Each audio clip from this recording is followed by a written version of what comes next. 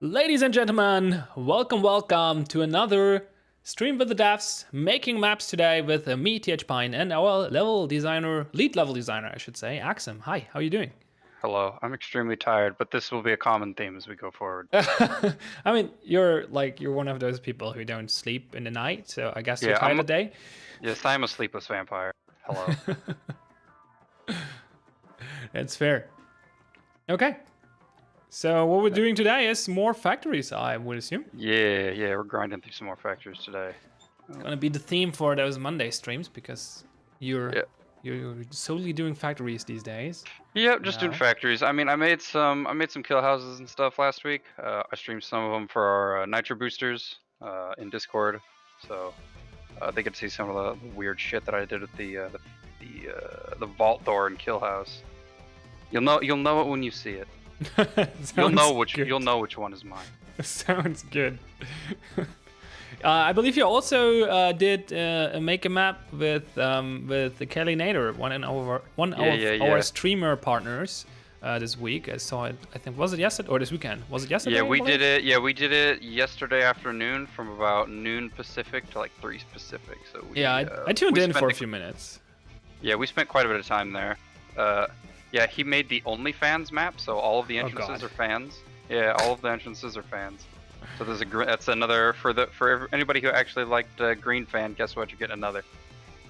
It's Green Fan Office. It's strange. Horrible. All fans. All fans. I mean, there's so all three entries of them. are on the second level, I guess, right? Yeah, it's all second floor, second floor entryways. I mean, you can still go through docks. Like there's an open hole down in docks. But other than that, it's just it's all fans all the time. Okay. Survivor Guy just writes, I just like to say whoever made the Oops All Toxic map, I loved it, it was great. Hello, yeah, that was me. You're welcome. That is I've heard so many things about Oops All Toxic, so... Yeah, I believe. I mean, it's a quite memorable map, so... Yeah, like, I like doing dumb shit like that just to see what, like, it helps me come up with new ideas for things, and it's, something memorable for people when they stumble upon it, because, like, if I can make a map and it makes the players say, what the fuck, like, I did my job. Yeah, I mean, we talked about it last week, I believe, that, like, it's good to have one of those odd one maps in between, like 1 out of 10 or something like that. It should be a fair quota. Like, most maps should be fairly regular, but sometimes you just get one of those, like, what the hell is what am on? What am I even looking at?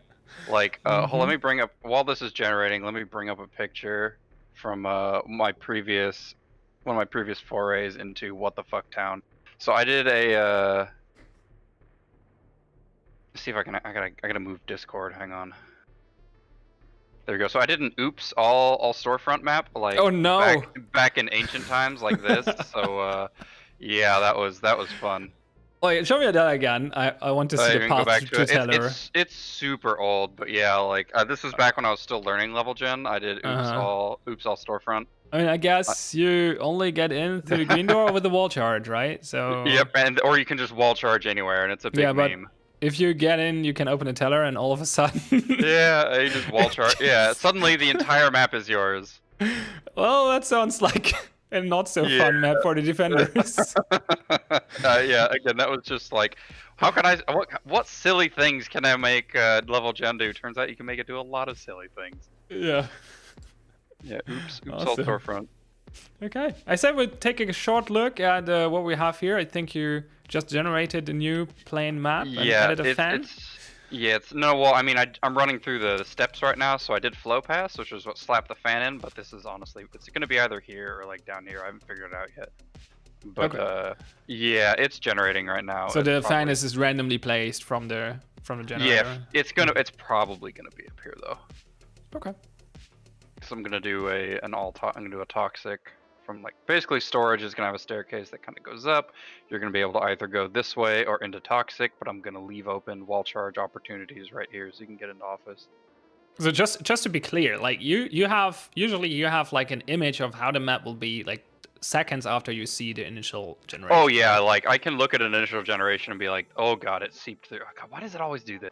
Shelving, I hate you. It seeped through the wall. This is why we touch things up, because level gen likes to get a little fancy sometimes. Yeah. So, would you say Actually, that's a thought I just had. Would you say that how much is your creative design from these levels, and how much is just like the generator giving you a map and you just make it happen? I mean, in other tile sets, it's more level gen, but in factory, it's pretty freeform. Like, Okay. In fact, like with factory, I can usually, like, again, look at a map pre-gen, you know, before all the props spawn, and be like, I think this is how this should play, and then I'll create the map like that.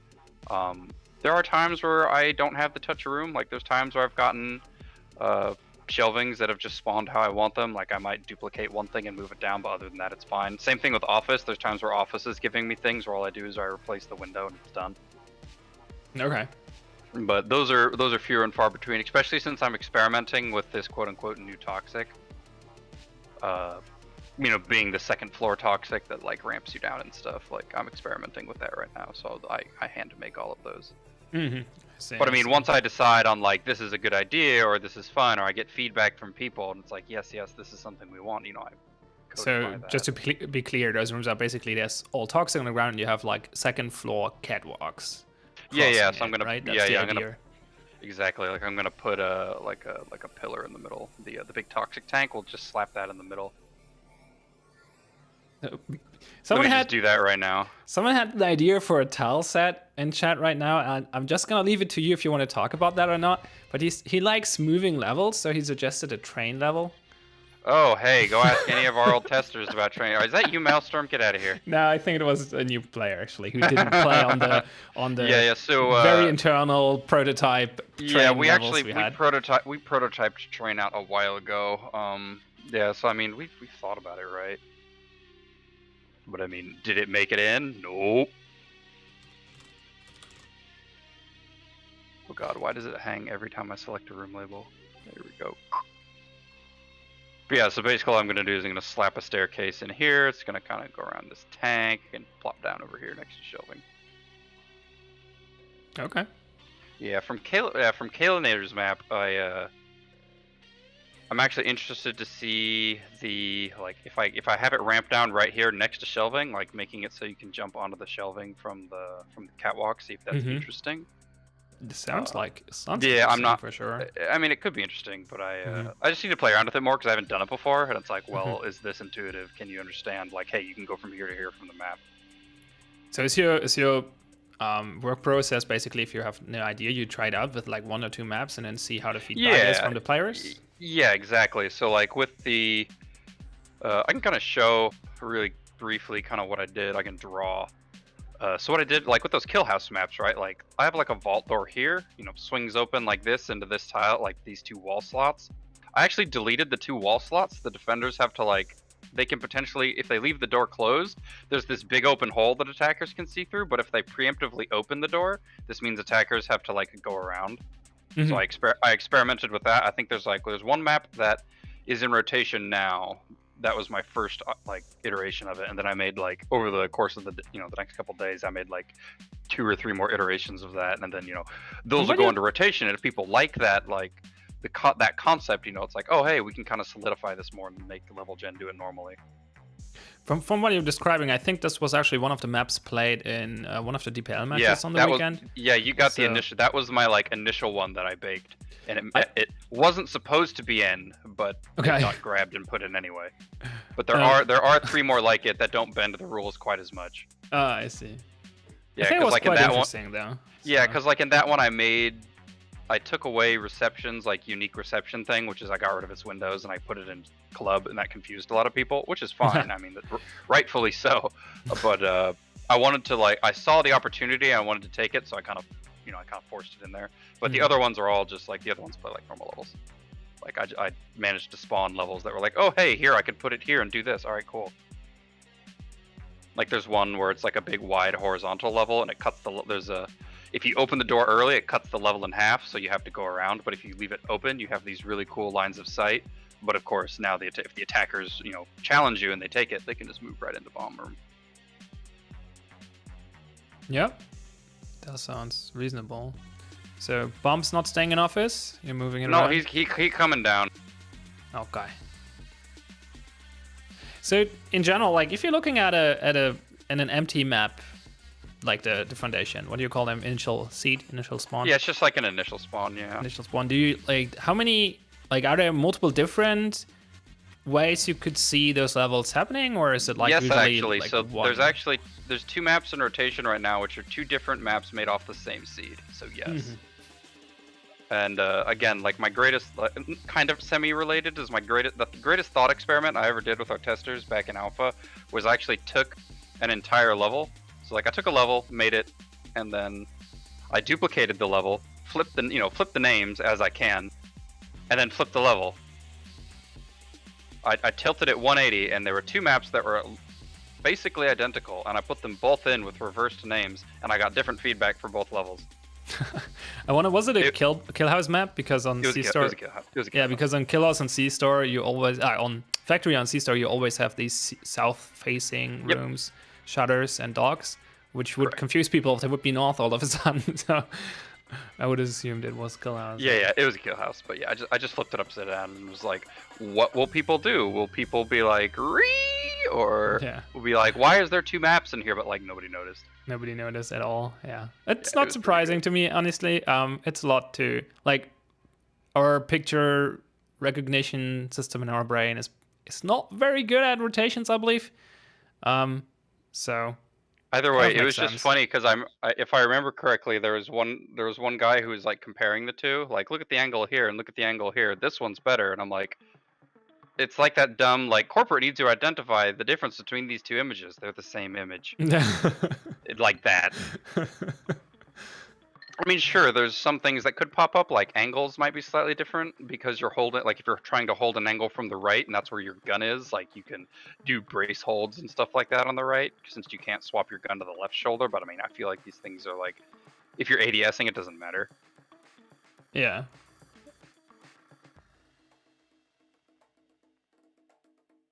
So the real challenge I have to do now is I want to put catwalk like right here and have it loop up kind of like this, so attackers can potentially walk up the staircase and wall charge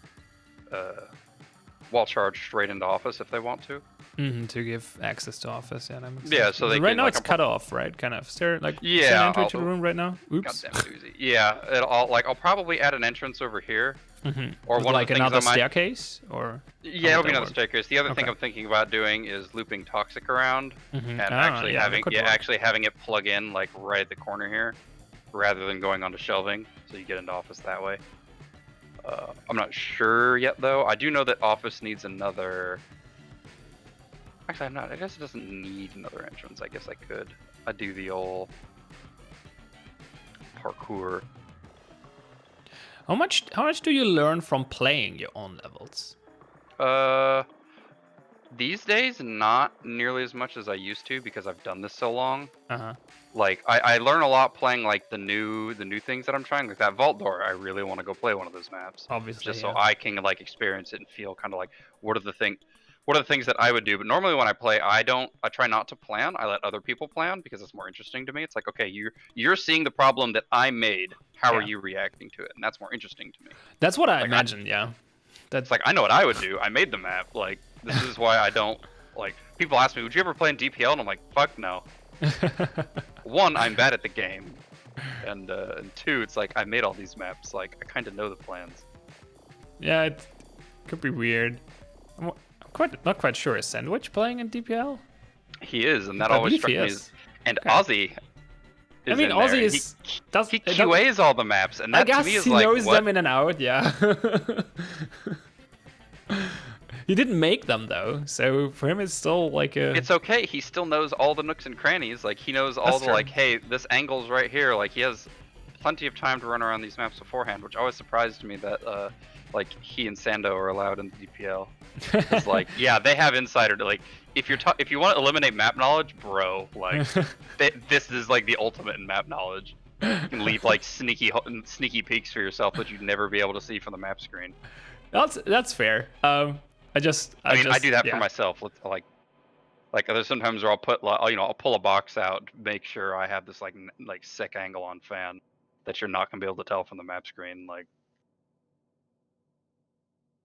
I mean, to be fair, the Aussie and Sandwich both play on the GAG team, so on the developer team, which is like we made sure, or DeepL made sure that the devs are not just randomly joining teams, but it's like this is the dev team. And if they would be dominating, there would probably be some changes to the rules that they're only allowed to play in rivals or whatever. But since they're actually like they're not bad, but they're also not top of the pie. It's fine, I think, so far. I'm sitting here going, gee, you spend too much time making a video game and not playing the video game. Somebody's gonna outstrip you. I mean, it comes down to different priorities, right? There are people that's what I'm saying. Yeah, it's like we don't have time to practice all day, just because we're trying to debug everything. Absolutely. But I think it gives a fresh perspective though, because you actually get to like be with the community and hang out and play with them. And people enjoy playing against the devs. It's a cool thing to see, and I think it's just nice to see the devs being interactive with the community and stuff. So that's why we're doing this now. Yeah, exactly. I was about to say that's why we're doing the streams. We want to stay connected. We want to show you that this game is very actively being developed and worked on, and be here for your questions and concerns. Yeah, during today's level meeting, we're actually talking about like we want to replace shelving with like new art so it looks different, and that was really cool. I don't have any images to share since it was all done via Slack call, but it's looking pretty cool. So is it going? How's it gonna look? Is it more? It'll be like all gray? The shelving. No. Like all the shelving will be replaced with like industrial machinery. Oh, so it's more actually a factory and not so much a warehouse. Precisely. Ah, nice. Like it'll still play the same. Like it's still the same shapes. There's a couple of things that I requested new. Like that one factory map that has I put the bomb on top of the like second height shelving island, like stuff like that. It's like, hey, can we make sure we get art so it looks cool like this? Absolutely. Simba just made a great point why it's cool to play against the devs. It's nice to abuse the broken game mechanics against Vince so they get fixed. Exactly. I mean, if we're being real, I did the same thing versus Bart sometimes. Yeah, just show him how to abuse the game, and they will make decisions to change. Sometimes that's all it takes. Yeah, I mean, I've had my mind, like, to be real, I've had my mind changed on certain things I was doing in levels because it was like, I got to experience it, and it was like, oh shit, that's not working the way I thought it was. Yeah, so, like, I mean, I've had my mind changed. It's okay. I mean, that's completely reasonable, right? You can talk to people, but it's easier to just show them. And if you're on the receiving end of a bad game mechanic or a bad level design, it feels bad. Yeah, then it makes you change your mind quickly. So. Oh yeah. And we're all suckers for our own, like our own experiences, and this is how I mean, changing your mind is fine. Like it's be like, oh, sorry, I didn't quite understand. Let's fix that.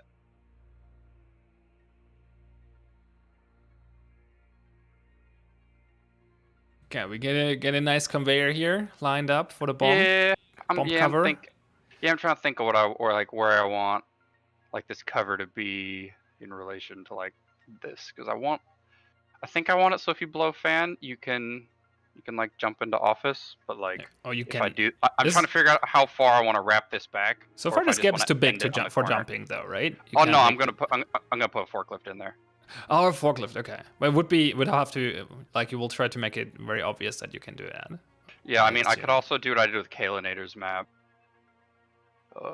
Just put a plank there. I see. Yeah, that makes sense. A little bit. Yeah, I could do something like that. I have like 2 of them right here. You just walk over the planks. Someone suggests a museum tile set. It could be interesting potentially, but I feel like the rooms themselves will be very samey. You just want to shoot at people from the top of a T-Rex. Come on. Yeah, I think you could go pretty wild with the props in a museum. Oh, that's exactly why you want a museum, so you can shoot at people from inside the saber-toothed tiger display. It would be a little. Feel the rooms themselves would be. I guess you could have like different themed rooms, like one with animals and one with vehicles or whatever. That was how it would have to be, right? It'd be like you'd be playing different parts of the history, but we'd give it the like due process spin, where it's like, I imagine this would be like the lore dump level, for lack of a better term. You'd have like here's the museum space honoring the troops that fell in the war in South America and stuff like that. Yeah. That makes sense. Would be interesting for sure. Maybe one day. Yeah, maybe one day we'll see where things go. So like, if I wanted this is like some of the little things that I do to help like it read better from the map. So like I have these boards Some here. visual so it's like, filters. Yeah, so like I changed the texture so when you're looking at it from the map screen, you know, it sticks out that hey, it's connected. Okay, can you switch to satellite view really quick? Versus if it was like this, it's okay. Yeah, this would be bad. Yeah. Okay. Can you switch to satellite if I swap POV, okay. you Yeah. can Okay, still that's see them, still easy visible. It really sticks out. Yeah. When I swap it like that. So like I'll just keep those boards. Maybe we'll add a third one.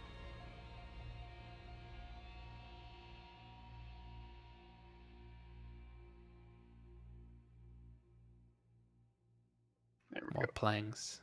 Yeah, I'm just gonna run across some planks, get over to office. Okay, I'm looking forward to your toxic catwalks. I'm wondering how you're gonna align those. Oh, this? Yeah. Yeah, so what I'm probably gonna do, like this is definitely getting wrapped. Like I'm going this way. Let me just do that right now.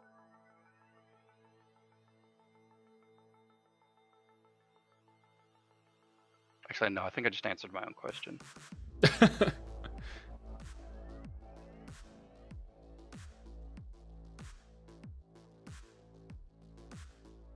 Simba with the real questions. Can the cart go over planks? Well, that's the big question. The cart can't go at all, so... I mean, the shopping cart's kind of busted right now, but I mean, technically it could. This is just a walkable space, so if you got the cart up here, you could push it over. That would be funny. I don't know. That's a strong ass plank though. Let me tell you. I don't know what wood that's made out of, but yeah, that's some high quality stuff. Because that cart is heavy. Yeah.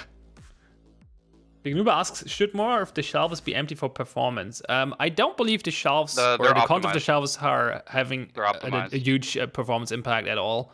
So I doubt that makes a difference. They're literally optimized. Like they're missing back faces. Like the interior's been ripped out. Like these aren't solid objects. Also, this is not. I don't think this is our performance bottleneck. Like even if it would be a little bit more isn't complex, a performance bottleneck. All of these are on the same like texture atlas, so all of this is like one draw call.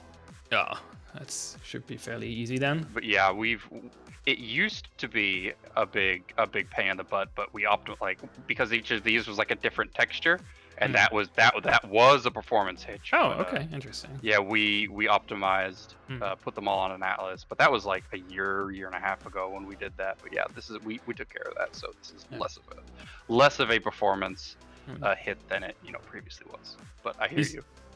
These days, it's mostly our networking code that's causing this. I mean, there's still things we can optimize, but I mean, I don't know what's causing them. That's not my realm. You'd have to ask like Vince or Nathan or.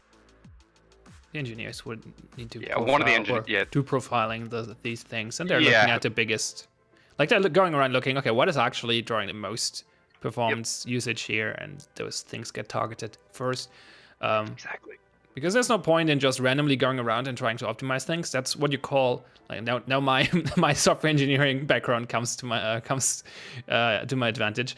That's what you call a pre-major optimization. If you go around and just optimize things because you think, oh, this could be more optimal, and you spend time and effort optimizing it, and later you find out you saved like 1 millisecond there. Or not 1 millisecond. 1 millisecond would actually be significant depending on what you do. Well, like a microsecond or whatever. Or 100ths of a millisecond, like something insignificant depending on it depends on the context, obviously, what is a lot and what is not, but a completely insignificant amount in comparison to what your program actually takes in time, takes to run, and therefore you just spend like hours of your life or for your valuable work time on something that doesn't improve the performance at all, or not in a way that it would be noticeable. So I'm really tempted to break tradition and have a north fan. Like just put it right here. I'm really. We usually don't have that, right? Is that for consistency? It's consistency, but so let's kind of watch what happens if I do that. Bitrate just shed itself. Okay, got better. So like, let's say we put fan here. Still pretty So the bad. big problem is actually these windows. I'm not sure if your upload is struggling or Discord is just having a stroke, but this is I think Discord's having a stroke. I've gigabit internet, bro. potentially. They had issues earlier today, so maybe that's it. It's still watchable. We'll see. I'll keep an eye on it. I mean, I have to. Yeah, like Okay, I did a speed test. Like I still have like it's literally gigabit upload. So okay, it's probably Discord. Yeah, it's probably Discord taking shit. Are you moving Unity around? There we go. I clicked out. I see your mouse now. Okay, all good. Yeah, it's it's really pixelated. Yeah. Interesting. Discord's just taking a shit. Yeah, absolutely. Interestingly enough, the compression is clever enough that the not moving parts, so the Unity menus, are completely crystal clear because it remembered the pixels, but for the moving parts, it's just yeah. So anyway, if we're talking about this, yeah. So the reason we don't do north-south fan originally, so the windows on these used to be pulled way lower, so like down to like here. Yeah. And what you could do is you'd simply back up, and you could see the motor in the back of the fan and just shoot it. So you basically had it as like, this wasn't even a red door at that point. You just take somebody with a black tar, back up, and then shoot it because now you've got the angle. Okay, but just backing up far enough from the building? Yep. Oh yeah, okay, that that would be bad. Yeah, I see what you're talking about. But since we don't have those low windows anymore, I guess we can put it here now if we want to. Well, so. Yeah, I'm actually gonna do that and see what happens. Just replace these textures. Make office window taller, please. I don't like getting stuck. Oh yeah, they can be a little finicky from time to time. So is that something you can change from here, or? I can't change from here because I can't manipulate the mesh. But like, so this window is actually getting new art too. So I believe the window is going to be like this. Nice. So yeah, don't worry, we're already on you, bro. This is a temporary asset. Like this will be increased. It's good to hear. I remember one playtest where I got literally stuck in it. Like I somehow managed to stand up in the frame and I couldn't move at all. Yeah, that was not fun. Again, this is a temp asset. Like once we get like the machinery in here, like you'll get new art for this at the same time. Like cool. we're trying to integrate the two. So like you end up with these like crate stacks. I mean, this will be like a big piece of machinery. One thing we've talked about is when we get this, we want this to kind of look like a control console, if I recall correctly. Yeah. So like this thing could potentially like plug into the side of Office and it doesn't look weird. Yeah, that would be nice. So you have this like bespoke object. So it's like, yeah, don't worry, I hear you. Like because right now you have to do this like weird like crouch. You have to like crouch jump, crouch through. But if you're trying to go the other way, you have to like do again kind of a weird crouch jump to get back inside. Yay, bitrate is back, I believe. Yeah. Hooray! Nice. Good. It all of a sudden became crystal clear again. I presume we don't want to give an ETA on those new. Oh no, definitely not. Thingies? I have no idea. Okay. This is just like shit. For all I know, it might not even happen. But like, we're in the conceptual phase at this point. Okay, I see. We're thinking about it, so it's a thing that's been worked on, and if it turns out good, it's gonna get in. And if not, we're gonna find another solution. But I mean, for the most part, I've gotten a lot of really good feedback regarding shelving as an idea. So like, this again, it'll be the same gameplay. There'll be some things to kind of mix it up. I've talked to some of the artists about, hey, could we have this? Could we have this? Could we have this? Just trying to spice up like the feel of this area, because right now it's just like a shelving highway. But in my head, I'd rather it feel like when you're up here, I kind of want to feel like the naughty, like I'm not really supposed to be up here. Like it's kind of the feeling that I want people to have while they're up there. Okay. So how would you achieve that? By just making it not like... Well, I mean, there's a lot of like really subtle things you can... you can walk it, but like, let's say we make it bumpy. So it's like, you're walking over this thing and there's like, it's kind of weird walking around here. It's not really meant to be walkable, even though you're up there doing your thing. Having things stick out of the wall, so you have to like, walk almost like a tightrope to get around, stuff like that. Just things being connected by a tight plank or something like that could work as well. Yeah, but I mean, like, yeah, exactly. Like, there's thin walkways. It's kind of hard to get around up here, but I mean, you have I mean, there's only like one, maybe two ways up here. This is your highway. You know, if you're sometimes defenders can't even up there. It's like you got one chance to stay up here. Good luck. Yeah, I've noticed different maps where you experimented with different kinds of shelvings. Like some of them are just only some of them are only accessible from office, only accessible from fan. Some are accessible from multiple points.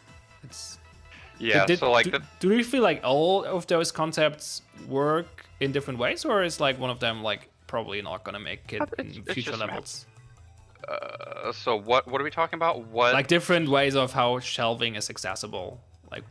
Oh yeah. So I actually quite like how when shelving and office are next to each other, that it lets you onto the shelving area. I think that's really cool, because if shelving doesn't spawn anywhere near office, it's like, okay, this is like an attacker only area. But if it spawns near office, it's like, aha, this is like the duo, like both teams can be up here. And I think that's really interesting, because you can give defenders like a really good bomb cover spot from up here. And it's like, well, the attackers are going to have to deal with this in some way. Another thing, the Survivor guy just... No, go ahead. No, go ahead. What's the question? Okay. No, it's not a question. Just another suggestion on how to make it more feel like you're not supposed to be up there. Like, in order to get there, you actually have to jump over a gap, like similar to the like the parkour thingies in Toxic and stuff like that. But so like to make it to get on shelving. So like you could totally do something like that. So like you think about like this little narrow area right here. Like perhaps instead of these planks, it's like, you know, a pipe that kind of butts out like that on both sides. So it's just like they're, you know, it kind of drops down like this. So it makes a really fine choke point down here. But if you're up top, it's like, oh, can I make this jump? Yeah. So it's like, like stuff like that is totally shit that I want to see. Yeah, it's cool because it makes people like, if they figure it out, it makes them feel smart. And that's what this game is all about, really. Like, if you're honest. I mean, that's the feel though. Like, that's why it's like, if you make this area feel like you're not supposed to be up here, and you give these interesting traversal challenges, which are intended, you end up feeling more sneaky. I mean, a lot of the part of video games is that feeling of like, you know, navigating the level, and you're like, can I make this? Whoop! All right, cool. And sometimes people report it as a bug, and I'm just like, that's not a bug. Well, the risk with it is obviously that you sometimes get people to like create places where people find a way to get somewhere where they're actually not supposed to be. That's what Aussie's for. Don't worry about it. Good point. Aussie gets into the rafters, so you guys don't. The whole topic just reminds me of the like the behind the scenes part of Portal. Yeah. I'm not sure if you played that. I played Portal. I just haven't seen like the behind the scenes stuff like that. So you didn't go to the second half of the game? Second half of the game? I mean, you mean when when you're going through like the old like Cave Johnson area, or? Oh no, that's Portal 2. That's Portal 2. Oh yeah, original Portal, where you're when you get outside the level and you're running around like all the catwalks and shit before you get to GLaDOS. Yeah. Because that's kind of that, right? As well, right? They let you a little bit.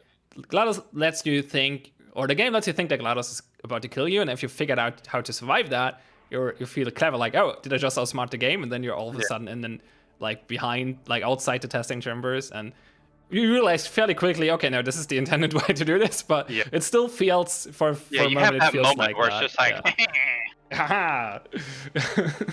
Exactly. Oh no, Portal spoilers. I mean, come on, the cake how old is the game at this point? How old is that game? Come on. I don't know. It's old. It's a great game. I love it. Oh, great game. It's way too easy, but it's good. Hey, I think Portal is one of those timeless classics that everybody should play once. Portal is just a big lesson in tutorial design, in my opinion. It's amazing how much thought they have put in that. But less about Portal, more about factories. Yeah. Good game though. You owe us a cool map now because you spoiled Portal. Okay, well, we're working on it. So I'm sad that we don't have a Portal-related name thing down here. Oh no, yeah, we could put Portal in the name pool. That would be nice. I mean, it would definitely be, you know, possible to put Portal in the name pool, because it's like, what names could go, what other words could go with that we have in our thing. I always use the word moist, like moist portal. Humongous portal. Yeah. Yeah, why not? I mean, you have to put nouns with it too. So you have like the bear portal. That sounds horrifying. Fist portal. Or Portal Oh no, Fist. Portal Fist. That sounds good. That sounds like a superhero power. Absolutely. Arrow. Oh, sorry, I butchered his name, but someone suggests to leave the railing of a toxic open. That way, people can accidentally walk off it and be hilarious. I mean, so, I mean, I kind of want like this armored feeling up here, so you can like crouch and kind of get into some gunfights and not get immediately murked. Yeah.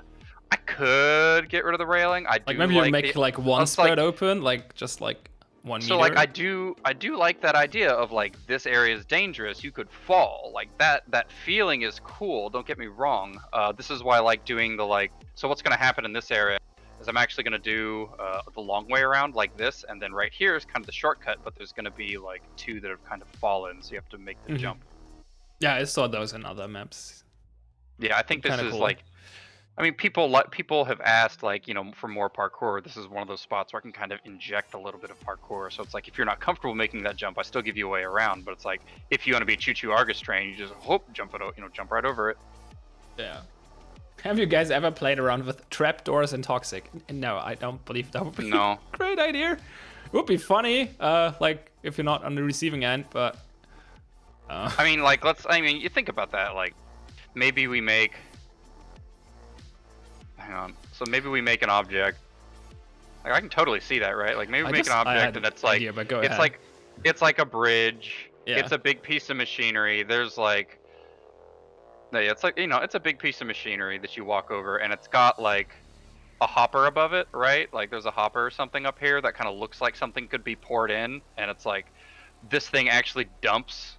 Like it's like a big containing unit and it just dumps everything down, and you know the player goes down with it, something like that. Like I could totally see that. Like that would be I think that could be interesting for Toxic, but it's like, how does this read from the map? Where's the button at? Like how do I know these two things are connected? Like there's a lot of I was just thinking about connecting something like that to power.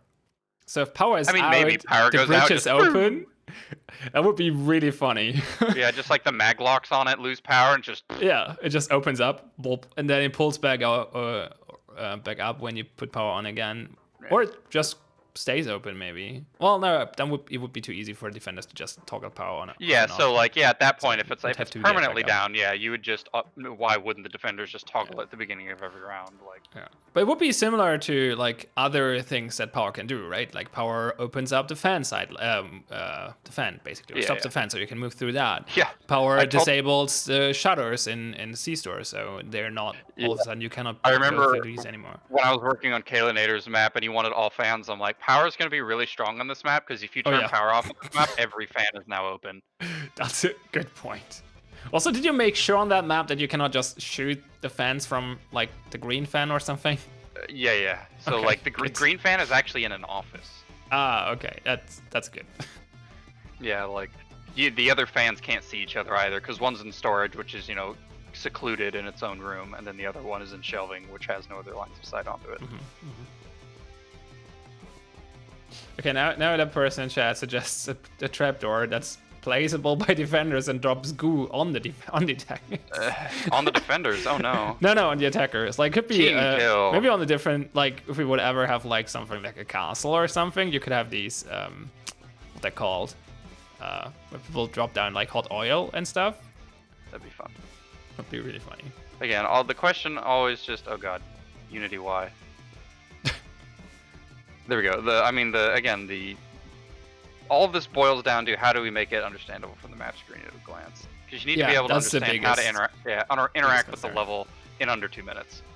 Absolutely. Yeah, that's always the biggest concern, and it cannot be too complicated. It has to be easily readable, and you also have to, like, it cannot be like, we had some of the vault maps are fairly complicated, and if people figure it out, it can lead to great moments. But most of the time, it's just people getting completely lost and stuck and don't know how to proceed on them. So yeah, like, there's a balance to be struck.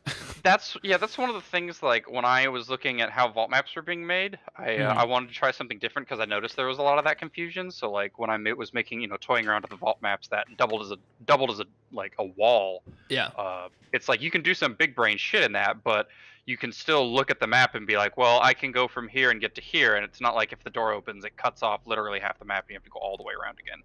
Yeah, It's you like have to it make sure basically it's not cuts off a too shortcut. important. Well, it's like in these maps, it more cuts off a shortcut is all it does, rather Yeah. than interrupting the flow of the map. That's what I was like. I think this is interesting. Let's see what other people think. So I think in like I don't know if it'll be next week or after that. Like those 3 maps will go in and we'll get some more feedback on them.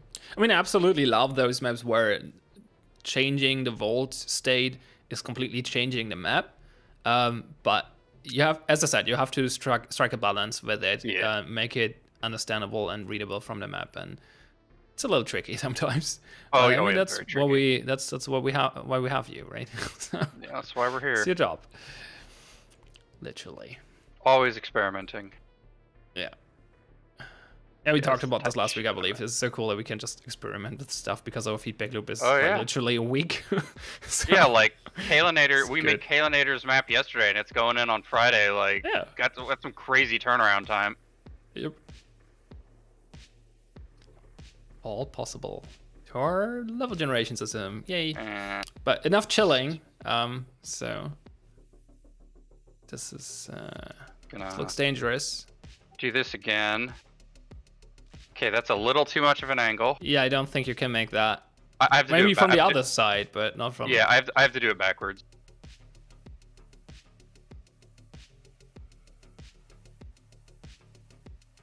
I love how the room label is just like in your face if you're zooming in. Yeah, he's just chilling. Yeah. It's like literally a 3D element in the map. Yeah. Yeah, you'd be able to make that though. You can go.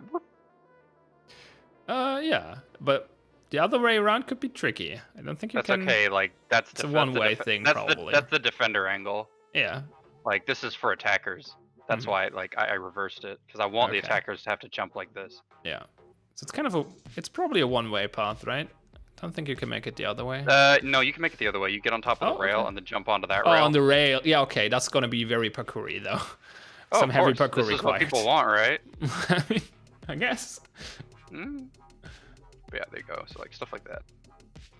Yeah, like this is why like I think doing things like oops all toxic is important because it gives me the idea to be like what could this space be, because that just expands the amount of stuff that I have to experiment with, because I can't just put these all over the place and expect it to be fun. It's like I had to like really think about what do I want this space to look and play like. That's why I like took one of these and tipped it on its side. And it's like, okay, now I have to run across the like side of this tank. Like I'll probably do that again at some point. I just have to like I actually had to do a whole bunch of stuff to that prefab to make it so you could run around on it, because like it's not designed to be run on. Like if we look at it through the physics debugger. Let me turn on.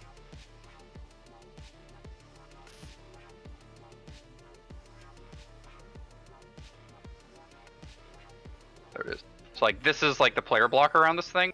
If I tipped it on its side, like you're not going to be able to run around on the curvature of this thing. It's just a big slab. So like I had to go in and give this thing like proper walkable surfaces. So it's like if I wanted to do it again, I would go in and make a custom prefab for it that was walkable. Yeah, I see. So I could just dump it into the level and it's usable right off the bat, instead of me having to go in and spend like 20-30 minutes tweaking this thing.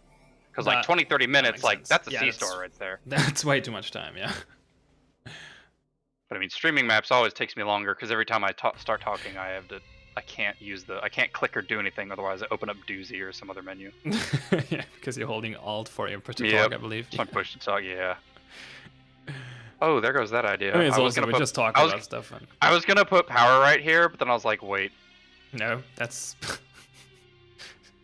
And yes, I know. Yeah. It would be funny to have like a map where power is ridiculously strong, but in order to get to the breaker, you have to sacrifice yourself by jumping like. It's like power's like down here. Yeah. I mean, we saw actually there's a C-Store map right now, where there's an interior shutter. Oh yeah, I've seen that. No, it's actually not a shutter. Is it a shutter? I don't know. It's a breachable wall, so it might be a shutter. I'm not quite sure right now. But it's only accessible from the roof, and there's no way out. And it's so small that if you blow it, you die.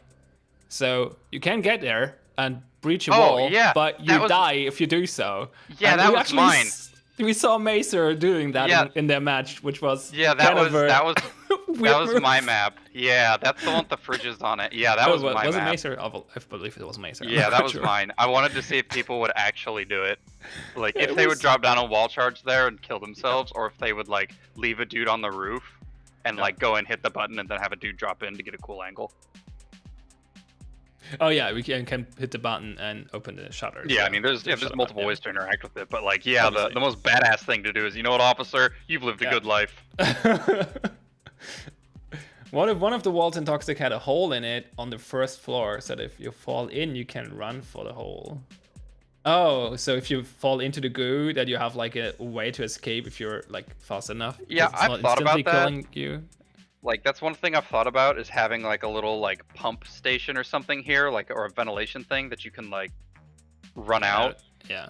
So, like, if you do fall off, like, let's say right here, you do have the chance to be like, oh no! But I mean, the danger of falling into this goo should be significant, right? Like, Yeah. you don't want to fall in there. If I give you a way out, it kind of reduces. And the, you like, would take lots of damage, but this does a lot of damage. yeah. Like, I mean, there's. if we, I mean, if you we would have look to be at really it, fast to get on safe ground. yeah, like because this thing deals 7 damage every 0.1 seconds. So 0.1, so that's 70 damage per second. yeah, 70 DPS. So you got 2 seconds to get out of there as an attacker. Well, as an attacker, yeah. As you know, as a defender, it's less than that. So good luck. I mean, I've thought about that. Like, sometimes I put toxic barrels and stuff down there for you to stand on, but like, you know, it looks like they're floating down there. Yeah.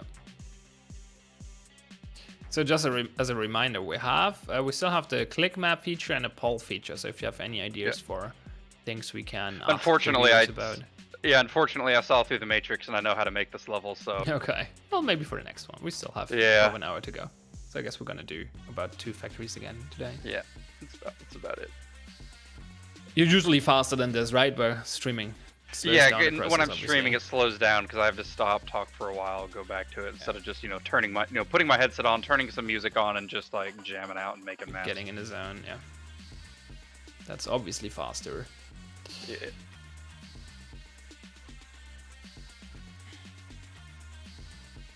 Bombed in trailer with no dock entrance. I hear this before.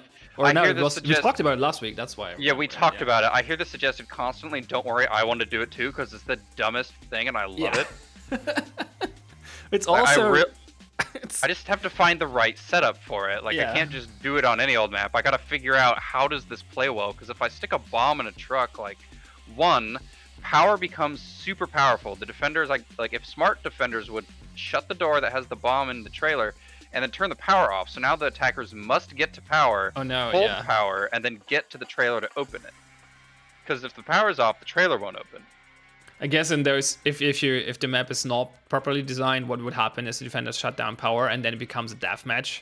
Well, because the attackers have the light advantage, so bring in VGs, but they have to. It becomes hide and seek. They have to kill all the defenders and then turn power on again. Basically, it's like, I don't know if that's good gameplay. I don't think it is, but that's like my expectation. Is once you figure that out, that's going to be the the strategy that, like, you see it once, you're going to do it every time. Yeah. Oh, and now Chef Sandy is suggesting green trailers. Oh yeah, we want so to do that as well. I have done. You actually have done before, this, right? Yeah. I have done green trailers multiple times. I'll actually kind of demonstrate what I do. So, like, I'll basically take this boy, kind of tip him like he's, like he was backing in, and then the guy got, the cop showed up and they wigged out. But I'll take this door and I just open it, like, I'll open both sides of it so you can jump in the back. I've done that before.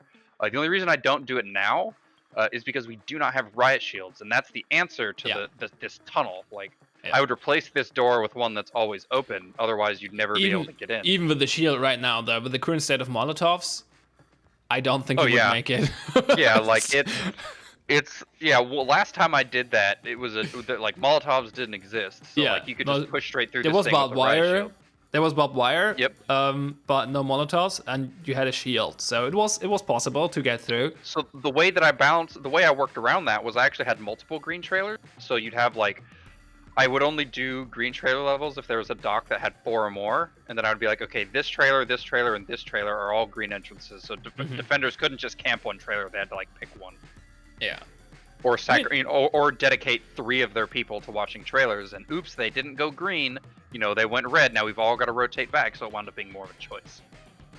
Yeah, that seems like a better setup for that. Yeah. A more reasonable one. Yeah, I've done this and learned. Don't worry.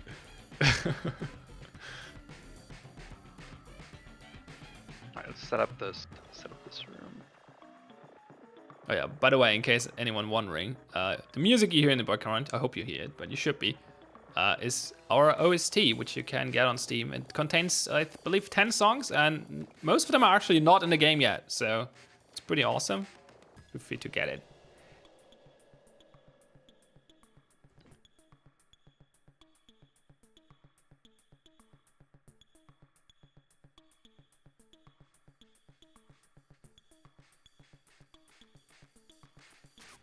We're connecting the green door here. Yeah.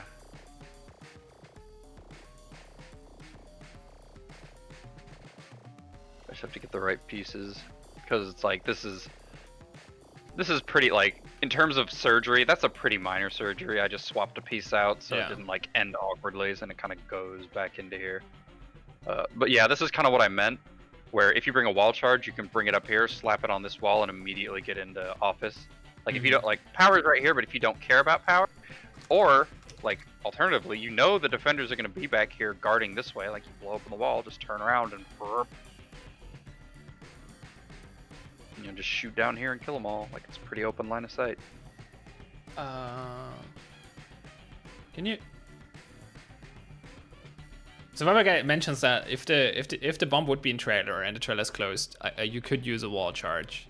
Oh, absolutely. That's true. But you have to get a wall charge there, and you have to have one. Yeah, you have to have the wall charge. You have to get it there. And dock is like one of the most open parts of most factory maps, so that's really hard. Yeah. Like, it's totally possible. You're right. There are multiple ways to solve the problem. So, like, let's say that defenders did the lights out strategy, and they were all holed up here, like by toxic, and they're all just barreling down this doorway, and nobody's looking down here, and you just go, all right, fuck it, we're bringing the wall charge, boys. Or better yet, you red door wall charge straight in there, like, all right, thanks for the win. Yeah. Like, you can totally do that. Those are things you can do, which is interesting. That's why I said I want to do it one day. I just need to figure out what's the right map for it, and how can I make this, like, understandable. Because, like, I guarantee, like, I would totally do that too, but I would only put, like, if I was gonna put a red door on a dock where one of the trailers had bombs, it would be a 6 wide where, like, red is on one side and then, you know, bomb is on, like, you know, door 1, door 6 kind of deal. Yeah. So if you did blow and you had to run all the way across the other side, and there's like no cover up there, so good luck. It might also be a safety concern to like breach open a cargo truck that has a bomb inside with a big explosive. Yeah. Who knows? Those Argus officers are no defusal specialists, so I don't know. Yeah. They would probably just not worry about it. I mean, if the bomb blows up, there's no bomb anymore, right? Right. Fair point. Hey, they got brought in here to defuse the bomb, or make sure the timer didn't run down on the bomb. There you go. Yeah, timer didn't run down. It blew up. We're good here. That's how this works.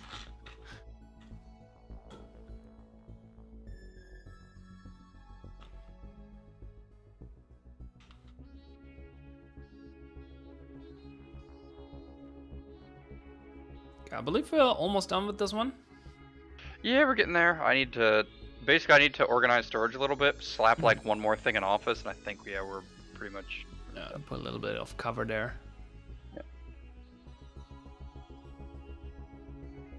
This one took longer than expected just because I've been talking so long. Yeah.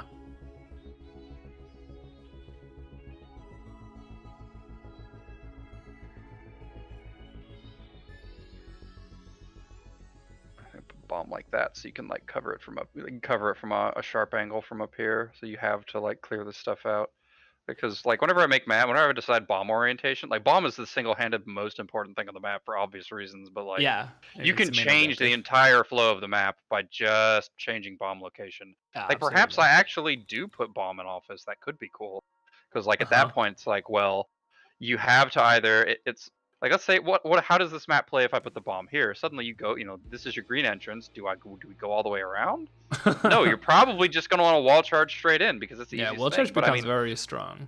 that also makes shelving, the shelving entrance really powerful because Yeah. you go straight in this way. Which But would now be you have to deal really with scary though. Like you have to get the attacker team, or at least one of the attackers, over the shelving, over the planks, into office to defuse the bomb. And if he yeah, and falls there's gonna be down for people in whatever here. reasons or get killed, then good luck. Yeah, so like these are all things. Like I might actually move it up here. I'm actually thinking about it right now. Could be Do I want to interesting. put bomb in office? The only thing I don't like is like, why would a defender play down here? Like there's no, why would you ever take dock? Yeah. Like I could move, like, I mean, it's easy to like, like that, but I mean, you still have to like run this gauntlet. You still have to, double back up, run this gauntlet because it's the only way in. If you Yeah. don't breach shelving, this is your only way in. So I would have to like, I could I mean, you build were a like considering fake. having another office entry earlier. I was. Another thing I've considered doing is building a fake shitty staircase out of boxes and stuff right here, so you can just get up onto shelving from docks. Yeah. That is, that's another option. Is just make it so you can get onto the shelving from another location. I don't know if I want to do that. That's why I'm thinking, like, is bomb office interesting enough to do? Because at that point, like, let's say there is a way up here, like you put power over here, the play becomes obvious. We blow open, quickly hit power, then everybody gets on the choo-choo train up into office. Yeah. Yeah. Have moving conveyors been tried? I don't believe so. Nope, no, and definitely not. Anytime you put like, I don't know if you've ever played, like, if you've ever tried to work on online, like, platforming and networking, but, like, anytime you get a moving object in there, it's all kinds of bad. Have you, yeah, like, that's true. just think about all the times you've been pushed by a door and how janky it's been. Now imagine that with a moving object, like a conveyor belt. Like, it's scary. Probably but, like, yeah, I mean, it's totally possible, but that's a lot of dev time to get it to be a smooth experience. It would be cool for sure, like having boxes on a conveyor move and like have movable cover that way, and then you can like sneak behind it and just stay in sync so nobody sees you. Yeah, I mean, That would be pretty these are funny. all cool. Yeah, these are all cool things, but like, it's like, well, we have to make it, have to make it all networked, all net synced, all that shit. Figure out how often do these boxes come? How does the box know where the conveyor belts go? Yada yada yada. What happens if we have this thing? Like, all sorts of questions that need to be answered. It'd be funny if you actually could manipulate the state of the up flipped conveyor thing, and then just like the boxes stop there, or you reverse the belt or something. Yeah, it would be funny. Maybe one day. Maybe one day. Cool ideas for sure. Yeah, it's always the maybes. Like, yeah, one day. What's the thought behind the boxes on the inside of Office Mode? I believe they're talking about why there is a box on the window. What did you put? Or that one. Oh, probably that one. I was thinking about is this what they're talking about? I think so. Yeah, is this what chat's saying? Are we talking about this? I believe so. So, this was a design directive from above me that was like, hey, we need something, we want this part to be ballistic. So, if you're taking fire from down here, you're safe, because otherwise all of these are fairly thin metal, and like you're gonna get shredded with a high caliber weapon. So wanted to be safer through the windows for the defenders. And like I was just turning up the density on the prefab itself. Like I would go to the hitbox and just turn it up, but it was like, no, you can't do that. It looks like thin metal. It needs to be thin, so put something ballistic behind it. That's kind of where we're at. But I mean, when this will all get replaced with the new art. Hopefully. Yeah, with new art that'll look, it's thick metal, like 2Cs thick. Then you add player collision. We had it in the past. It caused some issues. Yeah, we have to like really look into like how do we want players to collide, but that's not my realm. I mean, an idea earlier heard, or not earlier, but a few days ago I heard was like add player collision only for enemies, so you cannot run through them, but you can run through your own teammates. That would solve some of the problems for sure. But I think there are some others that. Yeah, again, we're kind of getting out of the realm of like this is what. This is not, not like I can't. Yeah, this isn't level stuff. I don't do like. I have thoughts on gameplay, but I'm not the one who codes it. But yes, yeah, this is thick. So what bomb placement right now is if I rotate it like this, or if I rotate, I could do this, but like if I rotate it anywhere facing north, this becomes a viable bomb hold if you have like an AK or something, because you can just shoot through the, like sit here and just shoot through the wall. Oh boy.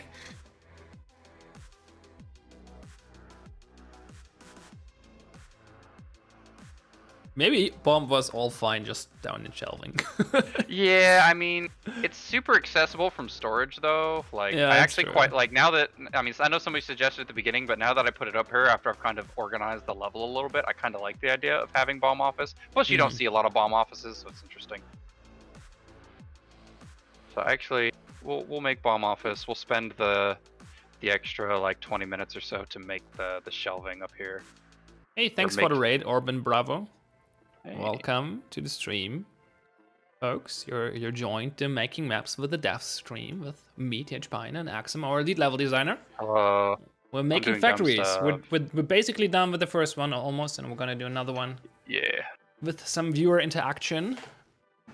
Maybe. So it's gonna be fun. Well, hopefully. We'll see. Hopefully, I don't see through. Like the problem is when I see through the matrix, it's like, nope, this is how this is gonna be assembled. Yeah. Okay. Like it happens a lot. Yeah, I mean, I guess that's just because you're doing level design for so long now. I've done this for so long. I just like, I can look at a blank map and be like, all right, here it is. Like, if you played, oh god, what's the name of Smith's map? It's like Rising Hermit or something like that. It's one of those maps. When I was rolling maps for him and he picked one, like I already knew, I was like, this is how I would make the level. And then all I asked him was, where do you want your green door? And he said in storage. And I'm like, there's only one viable solution for this. And sure enough, he made the level in my head. Yeah. You know, with some slight variations, like he moved some cover around to different spots. Yeah. He wanted people to be able to get up on the roof, like stuff like that. He did some minor tweaks, but yeah, otherwise it was just like, yeah, this was the flow I would have done. Yeah, which brings me back to what we talked about at the beginning of the stream. Actually, it's I feel like the level generation, even though factory is pretty freeform, it like just the initial spawn or initial seed still determines pretty much how much the level will look, because there are obviously you can do whatever, but there are only so many viable options, and since you did this for so long at this point, you're now, which are the viable options, and then you only have to pick from those, so there are not too many usually. Yeah, basically. So it's not so much what you want to do, but more of like what it's kind does of this like, level give you. Yeah, it's like level gen gave me this, I'm going to do this. Mm-hmm. So you're more reacting to what the generation process is doing. Yeah, I mean, level gen, like, let's be real, like, even though it took me an hour to assemble this, like, level gen still did most of the work. Like, it gave me the shape to work with, and I've kind of pushed, I moved things around. Like, shelving is still, where shelving spawned. Office is still where it was. Storage is still where it is. So, I haven't moved any of these rooms. But yeah, like, most of the work is just going, hey, level gen thinks office should be here, toxic's here, shelving's here. How do I work that in? Yeah. Also, you're still working on, or at least plan to work again on features to improve or make their generation more complex and more advanced. So this will just move things further in that direction. Yeah, this just improves with time. So yeah, I mean, you showed me some experimental stuff a few months ago. So I see great potential in making all this even more automated. Which doesn't mean I want you to like get like, well, actually, if you spend less time on making the levels, you have more time on improving the generator. So I mean, I'm actually fine with getting you out of your job. I mean, it's always a mixture of both, right? Like, I can't always know what needs to be done with a level. Like, if I spend time making levels, I understand, like, hey, it could be better like this, it could be better like that. But if I'm just working on improving the generator, like, I don't always get those ideas because I'm not making interesting play spaces and getting feedback. So, like, in my head, I should always be doing both. Yeah, that makes sense. That's reasonable. Kind of sunk this dude into the floor like he's missing his wheels. Have shelves in shelving for factory been tried, like freezer shootable? Like I assume they're talking about their freezer shelf things where you can go through. You mean like shooting this and being able to go inside?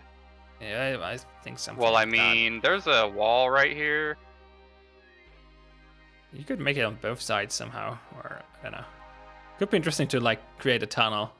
Like I haven't thought about shooting it before. I've thought about if you wall charge into it. So like if it's like, let's say this is wall chargeable and you have your thing right here, your shelving unit. Like I have thought about like what do you do if you wall charge right here? Does it blow up the whatever is in the crate and punches a hole in that metal backplate and you can go in? Like I've asked this question before, and it basically boils down to occlusion problems because this thing is occluding so much. And it's two separate objects. That when you blow this thing up, I don't know if you've ever dealt with like weird occlusion culling shit where you're standing inside an object and the game goes, "Hey, there's occlusion here. You shouldn't be able to see through this." And you step into that space and suddenly you can see through the world. Like that's what happens. Yeah. Okay. So like that is a problem to solve if we wanted that to be a thing. Is how do we solve this problem? Like I'm sure there's ways you set this thing to never occlude, but that comes with its own performance problems because now all of these boxes are now always rendering through all, like you could be outside and it's rendering even though and that, like you get like 400 of these and now that's a pretty big, that's a performance hit right there. Yeah, I mean there are probably solutions to it, but I would require there's definitely solutions, but it's like it's not a simple like, oh, we just add the destructible tag to this. It requires us to go in and think about these things. Yeah.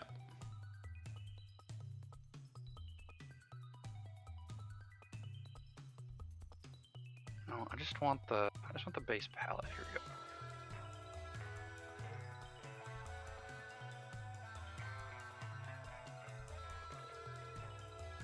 Can you jump on this? Yes.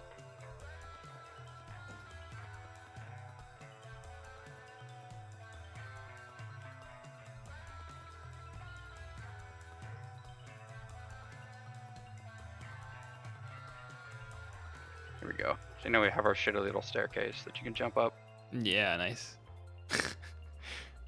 It almost looks accidental. Only almost. Only almost. Like it's okay. It's fine to be a little weird. But yeah, so it's like this is what I meant. Like now you have this like if you blow through that door, you can go get power and then you can jump. You can do your jumping puzzle to get up on here and get back into the so this way. Can you switch to map view really quick? I want to see how this reads from the map. So I'm gonna have to change the color on these. So I was about to say because right now it's not very obvious that you can get up. Yeah. So like all I would do is I just take oh no, that's the wrong one. Come here. Yeah.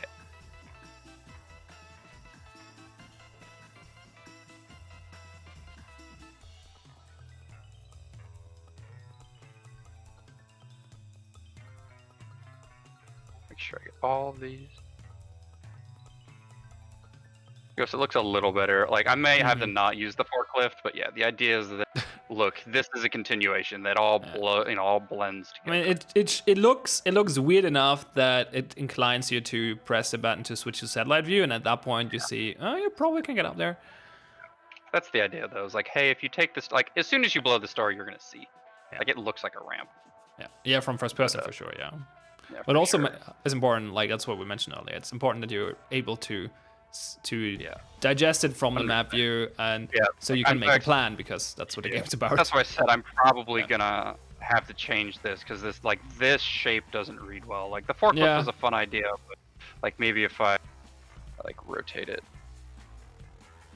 and then moosh him against the wall. I wonder how it ended up there though. Like he fell over. He fell over and then got shoved to the wall, or like.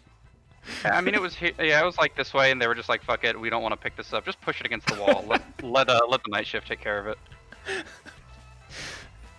I mean, see already that. Don't question it. Oh, it reads a bit better, yeah.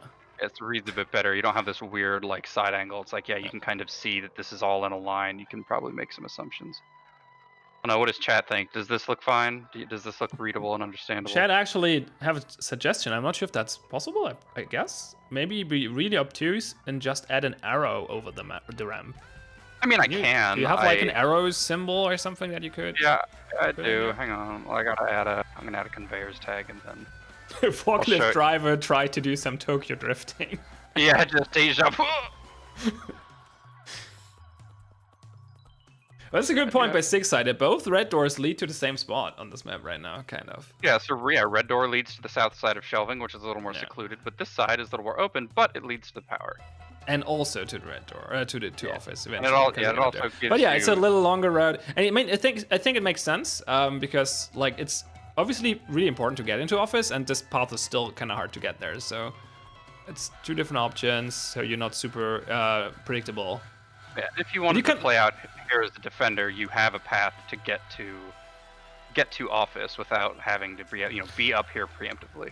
I wonder if it would be beneficial to move the northern shelf to make Fan be able to see on the planks to give some support from outside. No? At that point, you're cutting off the entire defender rotation by having that here, and I don't want defenders to be scared to be up here. Like, once we want them to go there. Yeah, that's a good point. I want you up here. So like, if you're fleeing from here, you're safe from this fan. But if you want to move forward and threaten the fan, that's your choice. Rather than, oh, I have to come back this way, I can still get in and help my friends. But if you blow up fan, well, you've now taken that opportunity from them. That's the power of this, is you've taken away this rotation, because now they have to fight you as you come in. So Zach, like our Zach, suggested that you should use concrete stairs instead of the makeshift staircase. No, okay, man. I don't like adding the concrete there because it makes it feel like you were meant to get up here, but yeah, it would be easily readable, I guess. I mean, dude, yeah. So if I like took the stoop.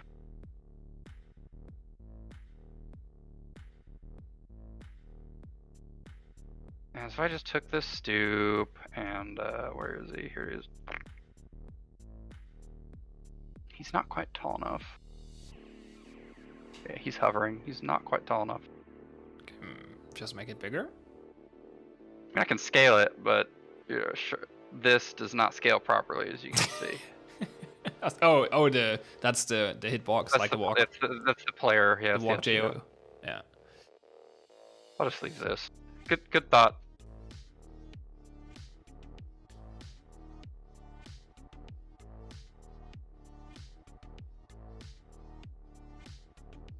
Slide this dude back so he's touching.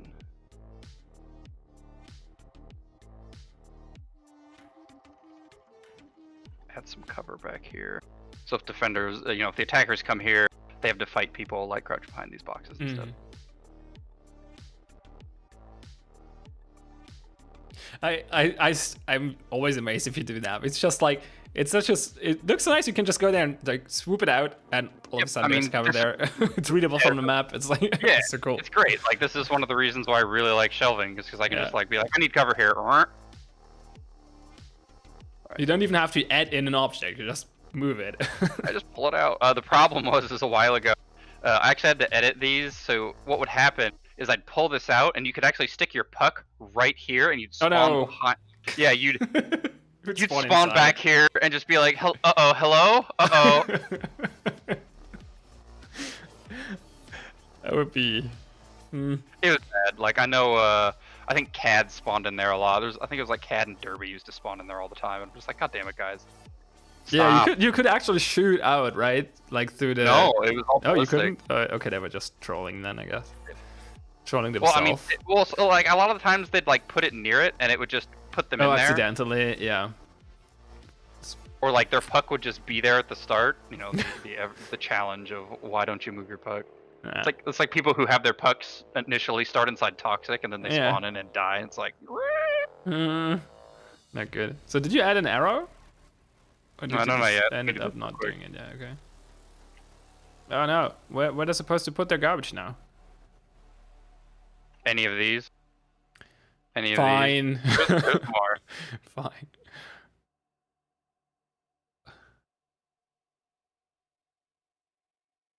Short question is so I want the window overlooking this so you can try to get in. But if I do that, it cuts off defenders who might want to go up this way. Yeah, I think I want you to be able to see the window. No, I think I want that fight.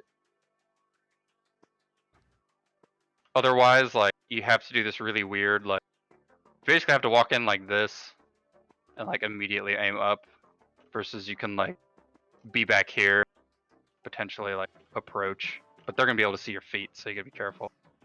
I feel like this is gonna be a shitload of flashbangs to get in here. Alternatively, I put it over here. I put the door on this side, but now you've got to fight this long ass angle. Both tricky for sure. Yeah.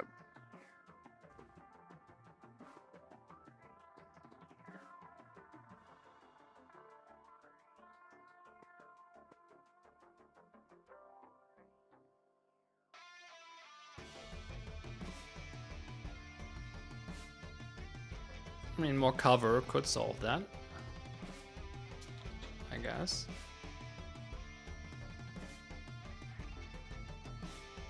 I mean, sure, like, the really obvious thing to do, if I really didn't want that, is to be like this. Yeah, I guess.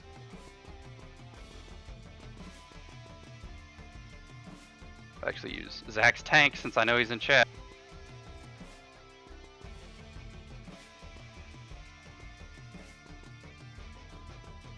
It's like, yeah, I could do something like that. Pull him, this guy over a bit. It's like you can do something like that. So like, I'd put the window like over here at this point.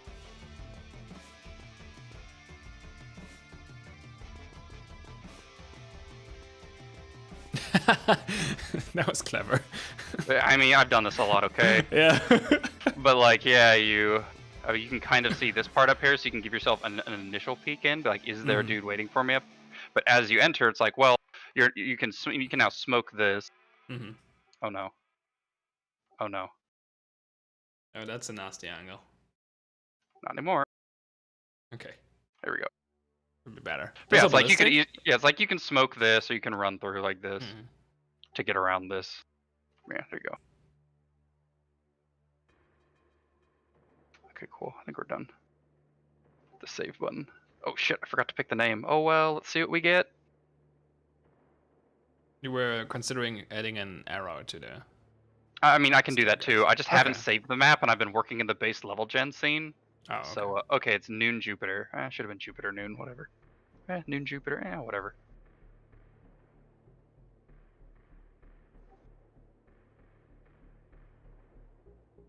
Just move him so he's not hugging the top. Move the world here really quick. Alrighty, let's go add that arrow. Let's see how that reads. Yeah, I just want to get, here it is. Let me get Zach's Killhouse arrow.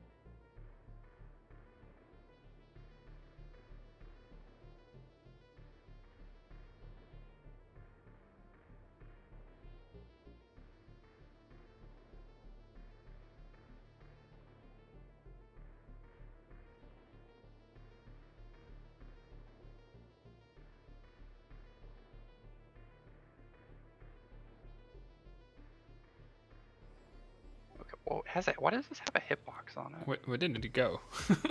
Oh, it's map visible now. Ah, okay. Ah, I see. You have to rotate it though, right? Oh, of course. Right, there we go.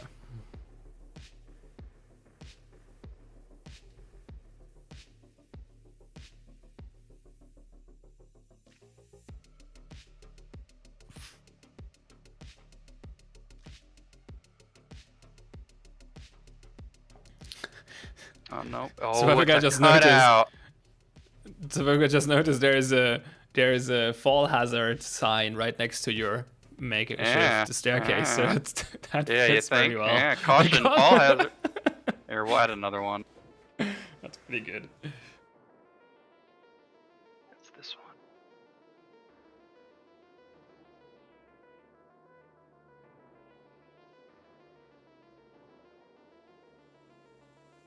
Safety first.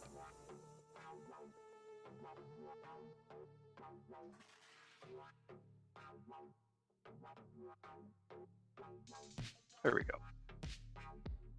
There we go. Fall hazard, safety first, and now we've got our arrow on the map screen. Problem is I think this is an alpha cutout, so like if I try to put another texture on it, you just get this big blob.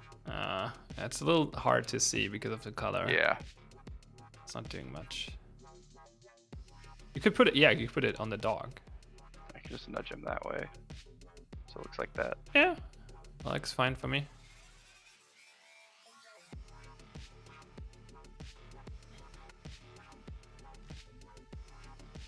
Yeah, I think we won't bomb like this. Mm-hmm. Just because. No, you can shoot it from the shelves. No, you can shoot it from docks. Ooh. But that's like that's a hard shot though, because you gotta like, one, you gotta have a high caliber weapon to do it, and you have to like intuit where the bomb is, because it's not a straight shot. You can't just like when you're up here, move it a little. It's like when you're up here, you can literally just sit and stare, but like up here, you're at like this funky angle, and you have to be like, all right, where are you? But I mean, this is the type of shit that I love enabling. It's just like, all right, here and here are no valid holds, or anywhere down here is no valid hold. Like you can sit on top of docks if you're not scared of this red door and just burp. All right, cool. I think we're done. Save it. Yeah, we'll see how that plays. So this map should be in on Friday. It'll be on Friday. There we go. Yeah, this is an Noon easy Jupiter. power. Yeah, this is an easy power map because you can get it from green. Yeah, it's fairly easy to get power for and sure. you can get it from here. But I mean, then again, you you got kind it. of. It kind of becomes predictable where you're gonna go though, because like you're gonna go. Oh, the only way up is across this thing. Yeah. I mean, I guarantee this is gonna be barbed wire central. Like people always going, oh, we want more places to put barbed wire. Here you go. put it on this little walkway and up in here. Like that. There you go. Alrighty. Noon Jupiter. Goodbye. All right, that was 90 minutes. That's a long time for a factory. Yeah, it's a long time. We try to keep it shorter than that. When do we get an oops all posters wall? An oops all what? All posters. All... Like just a bunch of hazard signs and just security signs. first. I mean, that's not an interesting map. Come on.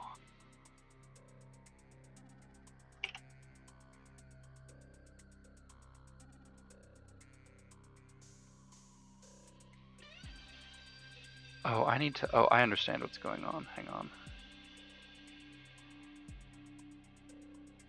I forgot when I made Kalinator's map. I asked him if he wanted any particular rooms. Yeah. And he said yes, and I waited all of the room types that he wanted. I waited at like. So most things have if it's a default weight, it's like set at 33. And I set his to like 333,000. So yeah, it was massively weighted. I see. Let's run that again. Yeah, because I'm like, why am I not seeing servers or anything like that? It's like, why am I only getting 2x2 docks? Oh, it's because the 2x2 docks is weighted at like 300,000. Yeah, see, here we go. We immediately get a docks. There we go. And a server. I'm not going to use this one though.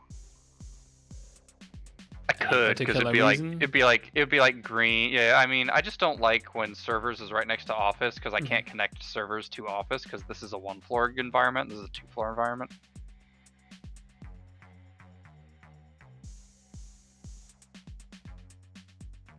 Roll.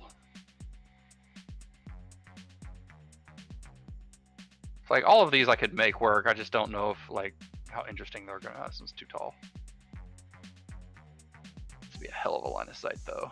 Yeah, so just for people who don't know what's happening right now, Axsom is pressing the button that spits out a new basic level, seat, or foundation, and when he finds one that he likes, he'll take it and. I take it and run the rest of the passes, yeah. I'm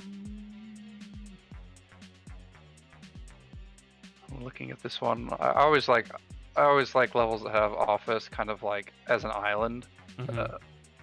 So I'm looking at this one. It's like if I was gonna do this one, like it'd be green servers, moving into storage, which moves out into docks. The other exit from servers comes out here, probably goes up into a staircase that leads up into office. Shelving is over here with a fan that of course leads into office.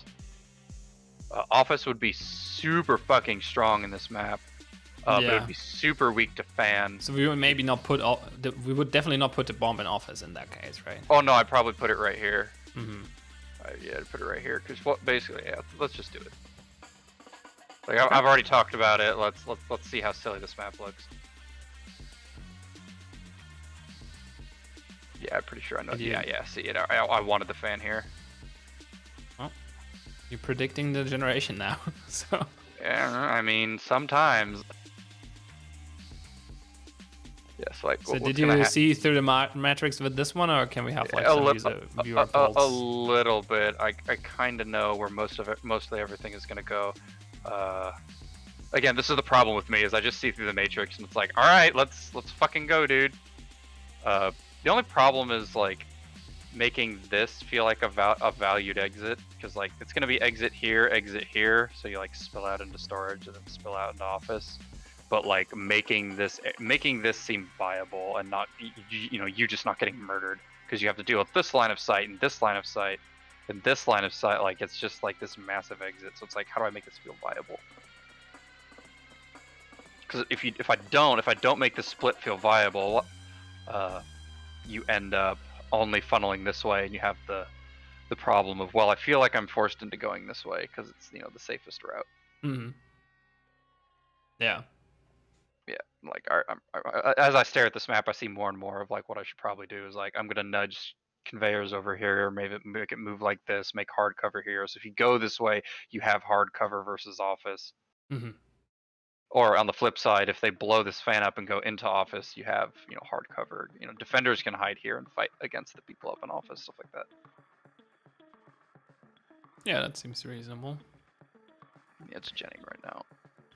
If you could change one thing about the map generation, what would it be? I mean, I believe you would change a lot of things because you're always doing that. But oh yeah, see, look, shelving. Like one big thing you would like to see that could be like that's not possible right now.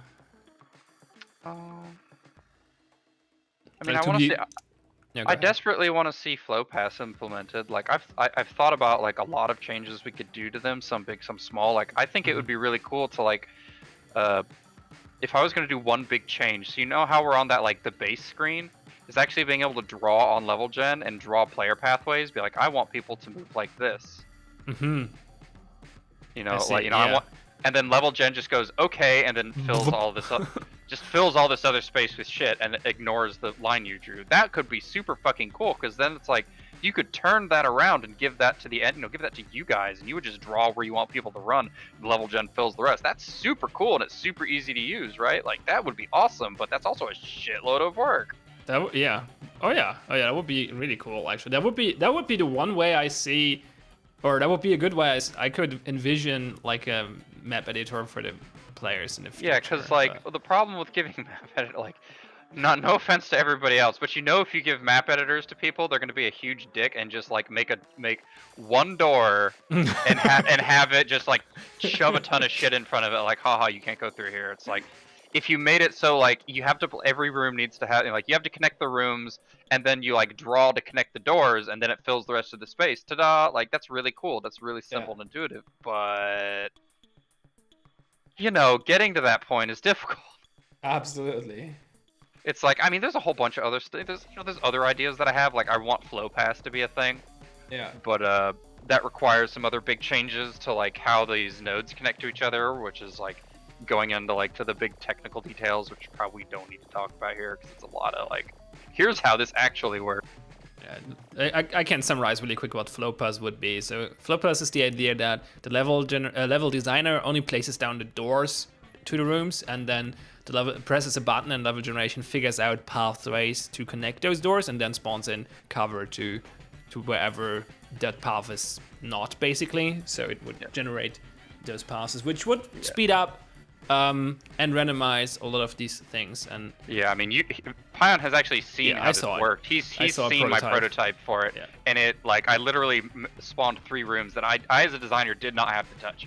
Yeah, that was actually really cool. It was a kill house thing with it was very basic because it was a prototype. Yeah, but it was all offices. It was like 3 offices in a row, but all of them spawned, and it's like, yep, that's a level right there. That's playable. It was basically playable. You placed on the doors, you press a button, and the level was done. It was pretty cool. If you could get to that state eventually with like the full level and make it work, that would be huge. Oh, it'd be crazy, because at that point it's just like, hey, you want 6 kill houses? Bop, bop, bop, bop, bop. Okay, here you go. It would take you like a few minutes. Yeah. I mean, that's the ultimate dream of level gen, is to get like that. I mean, you would still have to bake them, so we could still not do it like mid loading screen or whatever, but we could, like, it would drastically reduce the required user input or developer input, level designer input, I should say, which would free up your time to do other things. Oh yeah, it let me make more things for level gen at that point, because I'm no longer working on like all of this other stuff. It's like I can pour more time into making those pathways more interesting and making the things that spawn and bridge those paths more interesting. Sixsided is asking if we have a full-time level generator engineer right now. I don't believe we have. Like, we have nobody who's... Not full-time, like, it's the only thing they do. I mean, we all have our... Like, everybody who's on the level team has a finger in it, right? Like, we're all doing stuff to it. Like, he's thinking about, like, someone who's, like, putting... working on the code to improve all these systems. No, not all, like not work, the full-time. Flow paths and stuff like that. No, not full-time. Would be nice to have it, but definitely. Like, we have limited resources and priorities are a little different right now. So yeah, like if we had a full-time level engineer, dude, we'd be but nope, not right now. Would open up a lot of options for sure. We come back to last week's infinite money topic. Like, if we would have infinite money, we could do crazy things. If we had the resources for it, absolutely. Sign me the fuck up, dude.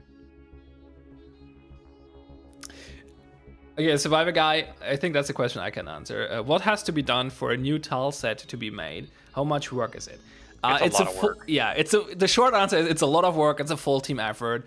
Like, if you see Axsom here making a map in, well, I guess 40 minutes, 90 minutes. We took 90 minutes for the first map, but if you're working on your own in the zone, you like take 30 to 40 minutes to make a factory, and then kill houses and sea stores are even faster. So, but making a tile set that allows for this process to happen is a full team effort. We need first we need to figure out the level design, which is Axsom's job. To like, what are the ideas? How do we pull them off? What's unique about the level? How does it work? Stuff like that. How does it spawn?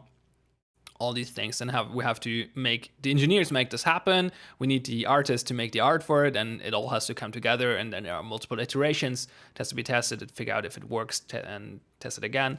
Don't forget the background scene, because that's like the background scene is like a concentrated effort between like 4 artists.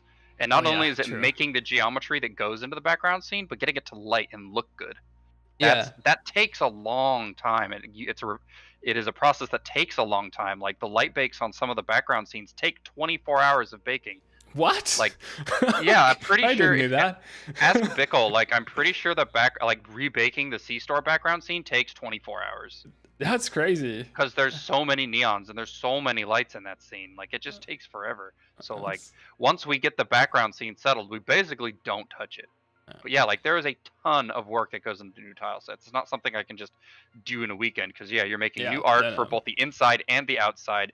You're lighting the inside and the outside. You're figuring out the gameplay mechanics of the interior of the level, figuring out how those room spawns, and programming the basics of that into level gen. Like, there's a ton of work that goes into new tile sets. If it would be easy, we would have 10 tile sets. Oh yeah, if it was easy, we'd have a shitload. Because that's definitely one thing we want, and we're constantly working on new tile sets. So there will be more in the future, for sure. Oh yeah, absolutely. Like, because that's my job. That's what I do. Yeah, we definitely want that, and there will be more tile sets because it's what makes the maps unique, right? It adds more variety. Yeah, it's more interesting variety, because like right now we have C-Star, Kill House, and Factory, and it's like you're playing more different variations of the same like tactical mindset, but when you add in a new tile set, it's like, oh, I have to think about this level completely differently than the other ones. Like when you think about how you plan on a Kill House versus a Factory, you're taking different things into consideration, like taking office to get to a second story firing line, breaking through the fan. What does that sight line give me? Do we want to send a guy, do we want to have our main breach through green and send a guy around 2 fan to cover us? Like, things like that you don't really get in Kill House all the time. Yeah, and in Kill House you have other things. You don't have to worry about power or lights out, but you have like the shootable walls, penetratable walls everywhere. You have, in general, then you have these interactive elements like the vault and stuff like that. You have the big window entries, which are like usually open areas and stuff like lumberyard or parking garage, stuff like that. Those are completely different tactical challenges, and so it comes down to it makes you think different. So that's what we want. Absolutely. That's the point of new tile sets, is just making you think about this level in a different tactical element. Because if we just made new kill house, like, we don't want things to be a reskin of kill house, is basically what it boils down to. Because if you just had 6 tile sets that all played like kill house, it's like, cool, I've got new art, but I'm still playing the same. Okay, Vintatress asks, is there a limit in variations you guys want for each tile set? I imagine it gets kind of funky when you have like 60 variations for C-Store and like maybe 10 for a new one. I mean, that's what we're doing. Well, we don't have a limit. Like what he calls variations, I think is what we call levels. So we have a tile set and we make multiple levels, multiple maps out of that tile set.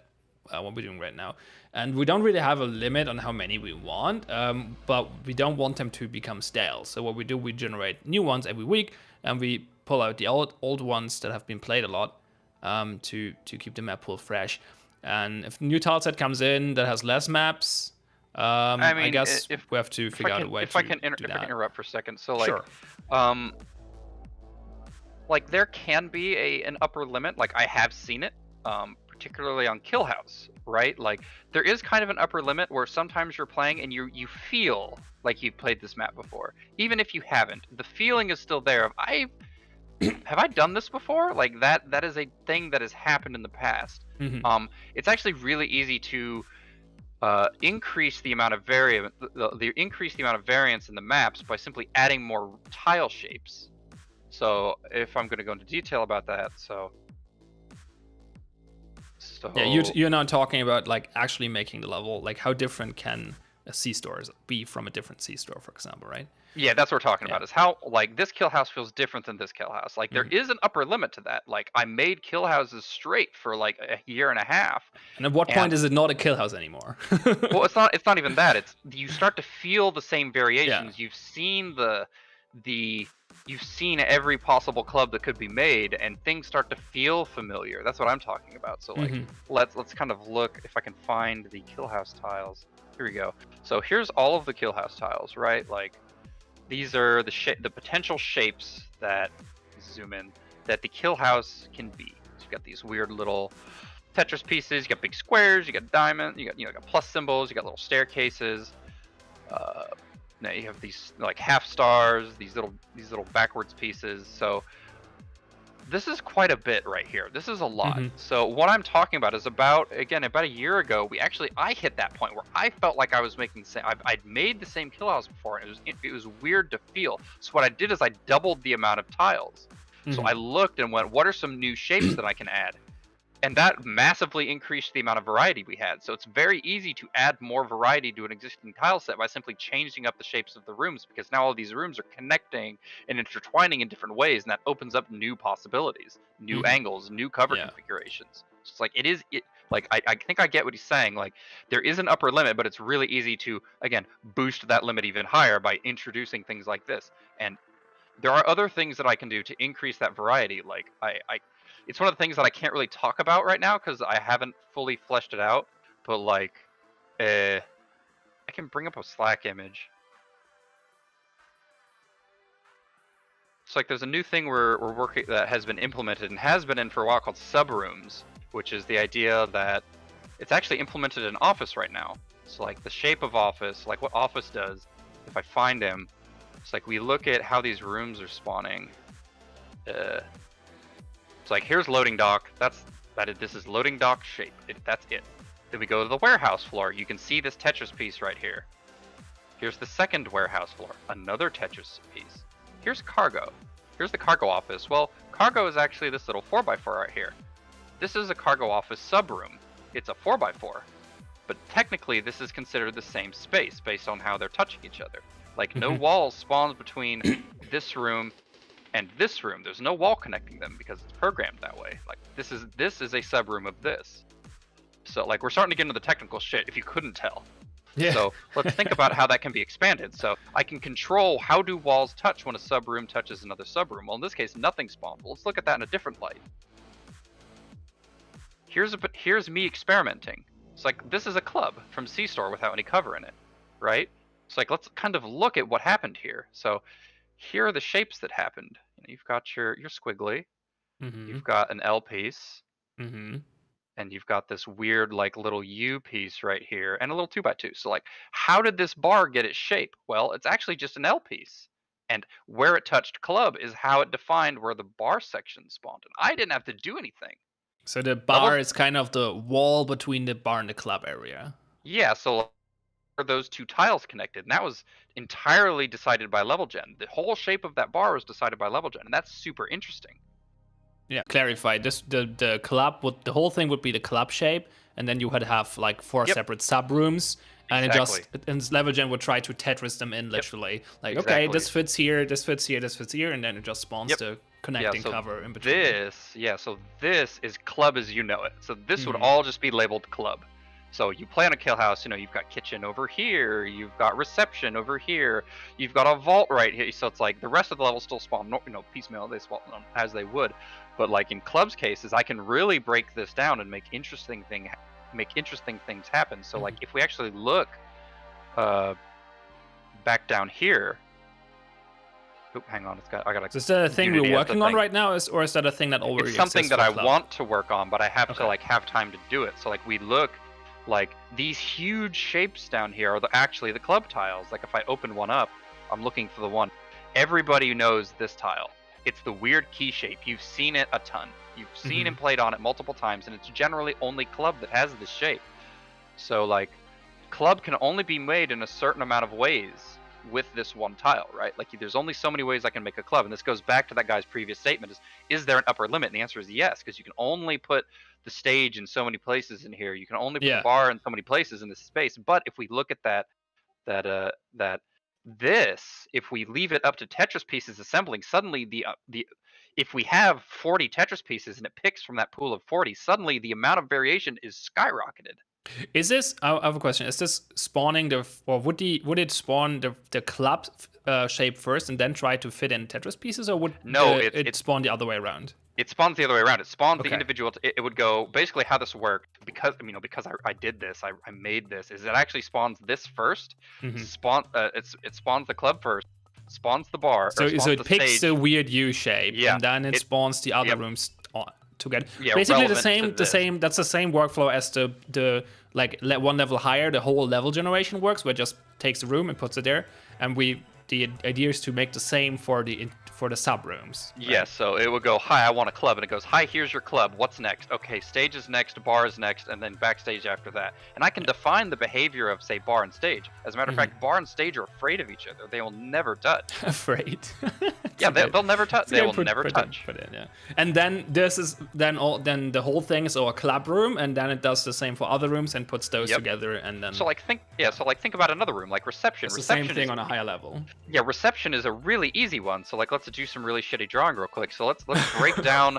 Let's draw 2 Tetris pieces. So you've got your Tetris L, and then you've got your Tetris Z piece. You know, like this. And like this is reception. This is the front half. This is the back half. And then where it meets is that receptionist desk. You see like the possibilities that happen now. Now you've massively expanded what this space can be, because now it's handled by 2 different shapes rather than 1. Or maybe you could, like, there's ways I could potentially look to break that down even further and increase the amount of. Yeah, you could then go down to the sub rooms and split those up into different pieces of cover or whatever. Yeah, sorry, that wound up being a super technical question. Hopefully, I answered your question. That was pretty technical. That was a lot of me. I'm not sure if that was the original question, but it was a very interesting topic, regardless. So. It's like that's the direction I want to push level gen, because I think it's more interesting and it's less work on my part when it comes to the levels.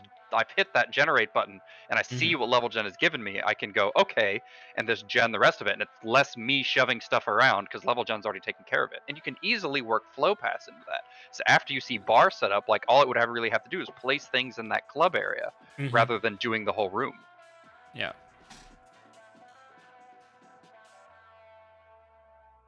Yep. If we can get there, that would be great. Yeah, so it's like that's a really high initial cost on my end, because I have to break down all these rooms, figure out how they spawn, rework them into the level gen, make sure the rooms aren't too big or too small, and then go from there. And that's a lot of work right there. But I mean, is it worth it? I think so. But it's just like we need to get to a point where I can actually do it. Absolutely. Survivor Guys asks a simpler question. Will you ever make rooms like office be at weird angles, like 45 degrees? So No. rooms are mostly 90 degrees. Rooms, yeah. So level gen, like, it would only be 90 degrees if the rest of the if the rest of the level is 90 degrees, or if there was a 45. custom tile that allowed Yeah. for it. Or yeah, 45 degrees. Sorry. So like, if we made a custom tile that was like, okay, this is the base room, and it spawned a corner piece sub room that was like, that had the 45 degrees, right? And then it spawned another. I can do that, but this tile right here is still technically a square. Yeah, I see. Like it. You can do that for cover though. You can turn it. You can just rotate the cover. Oh, absolutely. I can rotate cover, but rooms is much harder because level gen works better on 90-degree angles. Yeah, it's. I could make it work. I've done it before, but it does not play nice with other angle. It just doesn't play well. I imagine. And by play well, I mean like when level gen's generating, you just get some really weird stuff. Yeah. Like rooms clipping into other rooms because it's like I don't want to attach here. So like imagine, that 45-degree angle, and it's like you've got that 45-degree angle here, and if we left it, it would like try to spawn something here inside shelving. You know what I mean? Oh, no. Like yeah. That's just bad things. So it's like that you want to stray away from that. Yeah. I mean, eventually you could teach the level or improve the level generation algorithm to like work with these kind of things, but it would be way more complex and would require a lot of effort that I don't want to mess with. Yeah.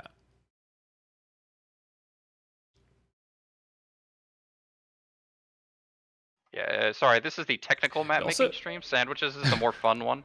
It would also, I think it would also make it, I'm not sure, but I feel like it would make it harder to play because it's harder to remember like the layout, and like you have to like learn the layout of the map like in the 2 minutes of planning phase, right?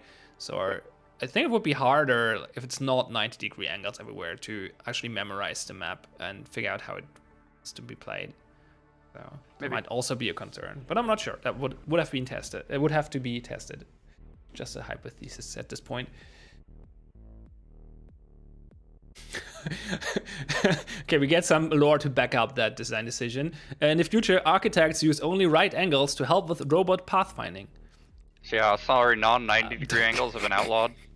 Absolutely, because the Roomba can't make it. Yeah, exactly. The future Roombas can't clean this. So this is the this is the like labor union saying sorry, 90-degree angles only in your architecture. Seems like people are enjoying the technical side of the stream, so keep going. I deal with a lot of the technical sides of stuff. Like Bickle is the same way. Like we deal with the inner workings of level gen and kind of poke at level gen's brain to make it do things. And once again, Bickle, great guy. If you ever counter him on Discord or in game, he's awesome. Yeah. He does all, like when I was talking about lighting, like he does like a lot of the lightings for levels, deals with the reflection probes, all the interior stuff. Like his work is mostly unsung but very vital. Yeah. He's also the one person or one of the only engineer that's basically in every meeting because he's like connected to the level team, to the art team, and obviously to the engineer team. Like he's that's a tech artist for you. Like they're worth their weight in gold. Somewhere in the middle of all the other teams. Yeah, he's a real talented guy. Yeah. He's also the one making all the cool promo shots. So. Yeah. I'm working with him a lot as well because I need pictures. And also, I let you in a secret. He's my English teacher. He's fixing all my spellings in the blog posts. He's your ghostwriter. Well, no, that's. Well, not ghostwriter. He's like your editor. Yeah, my editor. Yeah, absolutely.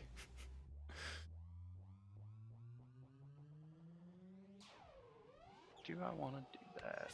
Ghostwriter would more be like someone like Bart he'd himself, be writing it for you. Or Robert, who's Sparticles, I guess, what he goes by in the community, because those are the guys who are actually usually giving me more input or feedback on the wording and stuff, and like say, hey, we should probably mention this and put this here or whatever, like make this paragraph a little bit more focused on something else, whatever.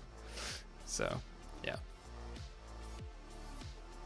But I think Bickle did some. He told me like he did some like I forgot what he called it, but he did some heavy writing stuff in high school, whatnot, and therefore he has some experience with writing proper texts. So that's helpful.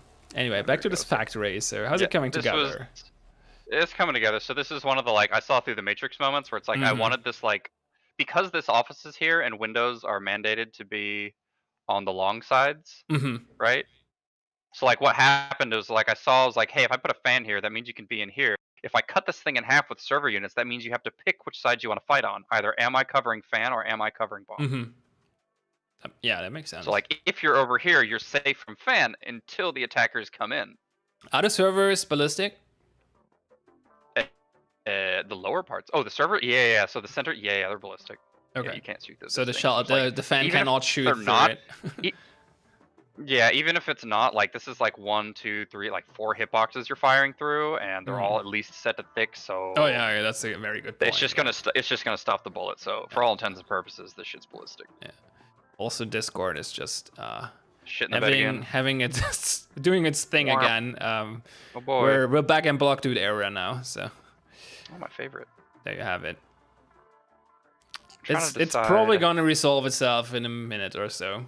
At least that's what it did earlier. So not much we can do right now. Yeah. Trying to decide what I want to do here. If I want the staircase to be facing this way and kind of nudge this door over so you can just go straight up, or if I want you to have to do this. I'm inclined to do the other way right now. Any hope of getting those crossbars removed from the roof of office? The crossbar? Is that Derby? Yes. I fucking knew it. Dude, yeah, I know, dude. This is we need to have time to make another mesh. Okay. So, yeah, so right now if you look, this is one solid mesh. I can't, these bars aren't you separate. Can't change so that, yeah. Yeah, I can't just change it. So if I go to the map, I know you're talking about the map visible one. So that. Yeah, because in the map view, you always see the big cross. Yeah. Yeah. So I'd have to get a new mesh because there is one thing that's important about this mesh. Why I don't just remove it is sometimes if we pull. So let me just do it real quick. It's we pull this out. So just boxes and boxes. Now you're duplicating. This is important. This thing in the middle where all of these meet is important because that's a line of sight. You could potentially hide behind that at a long angle. That's important. But these crossbars at the top are not. So yeah, we can cut this out. It just needs to. We need to task for it. Just hey, somebody go into Maya, cut these things off, make a new mesh for it, put it in there. It's I feel you, bro. Trust me, I feel you. It does look like that, but I don't do this thing. I need to be so. This is actually good. This now is actually a good time. So remember I said we're going to be reworking these windows? We're going to be messing with this thing anyway. Maybe we can maybe I can get one of the artists hey, can you chop this up real quick? Yeah. It's yeah, I feel you. Trust Probably me. A good idea. I know. And I knew it was you, Derby. You always ask this question and I love it. I feel it though. Don't worry. Any plans to make more maps on Factory like that one with ability to look and shoot through outside windows? Yeah. So this is one of those things where I wait for feedback from you guys. Is how did you guys like that? Where you could get up on top of servers and shoot in? Was that interesting? If it was interesting, one, what about it? What about it did you like?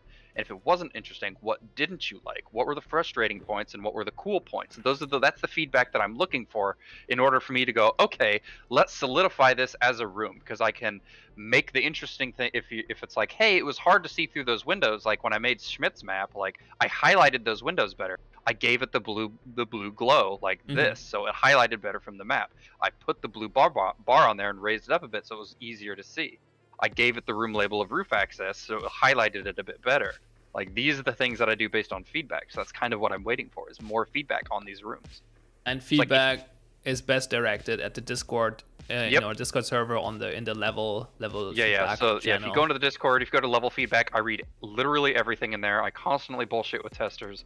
So if you really like something you saw on a map and it's from a factory, you can take a screenshot of it, at me, and I'll get back to you. I read everything in there. But yeah, so, specifically for those roof access rooms where you shoot through the windows, yeah, I like them. I think it's interesting. It's an interesting use of servers. when it happens, because it doesn't happen on every map. Like if we look at this map, like you can't do that on this map because the servers are arcing the different direction. But if servers were down here, right, like right here, oh, totally, because now the server is facing into the level and you can stand on top of the roof and shoot in. Yeah, like that's the type of shit that I like seeing, as long as it's, again, understandable from the map view. If it's not understandable from that view, how do I make it that way? Yeah.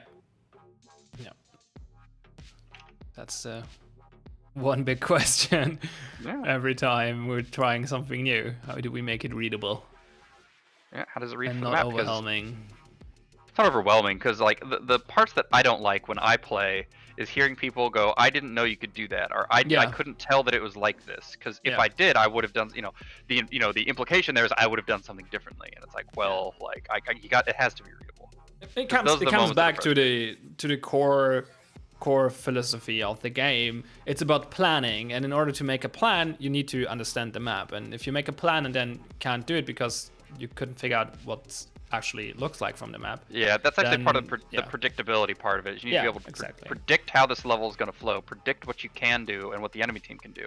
And if they see something you don't because, they've played the map before, or again, it doesn't read well from the map, if you can't be like, oh, there's this sick nasty angle I could have used because you didn't understand there was a window here, and you walk in there and suddenly this guy's blasting you from a window. That's basically what we're talking about with that upper window thing.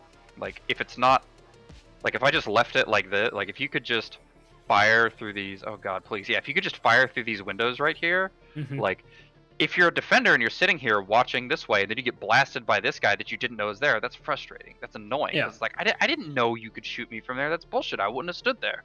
Yeah, exactly. Yeah, that's the things we want to avoid by all means possible.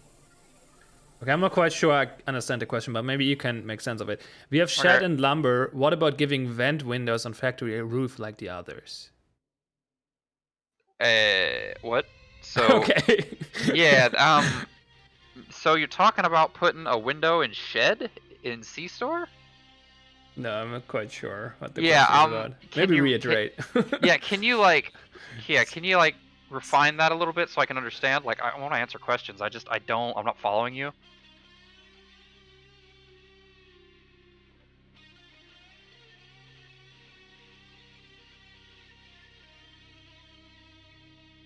Oh.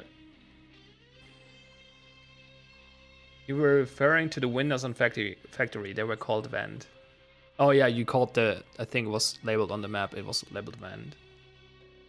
Oh, the ventilation room? Yeah. That's like on one map. That was me fucking around one time.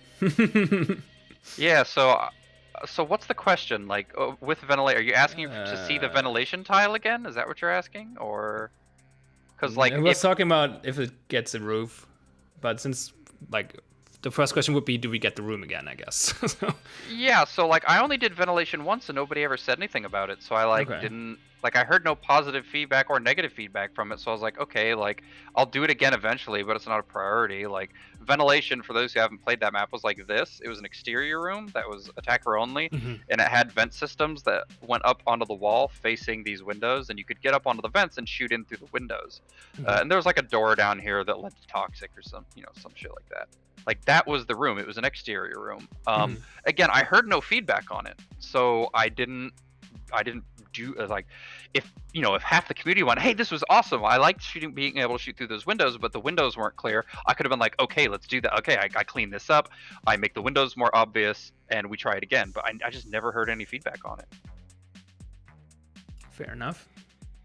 Yeah, so it's like feedback from you guys is super important because I'm not gonna like keep pushing an idea without, if I'm trying a new idea and I don't get anything back from it, it's like, okay, I guess I'll just like try it again later, or you know what I mean? Like it's not a priority at that point because it took me time to hand make that thing, and so I'm not going to spend the time to hand make it again off zero feedback.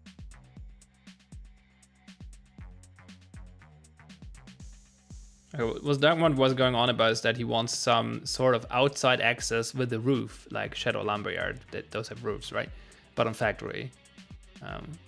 So he was thinking about putting a roof on the vent room, basically. So why do you want a roof? I'm not quite sure why he wants a roof, to be honest. I guess Yeah, the roof let's makes it start there. possible for the defenders to run outside, but I guess the vent was not really accessible anyway, so... Yeah, vent wasn't accessible anyway, and neither is the top of servers, so like, why do we want a roof on ventilation is the question, because it's meant to feel like an exterior room, like shit. Yeah. Or a courtyard. On that note, Survivor Guy notes that it's kind of hard to read from map that Lumberyard and Shed are accessible for the defenders. Yeah, we've had this discussion before. Is like this room is like an interior-exterior room, so like the way we kind of work with that is actually again kind of by the tiles. It's like we look at floor 4x4, drag him out. I gotta go get his cousin.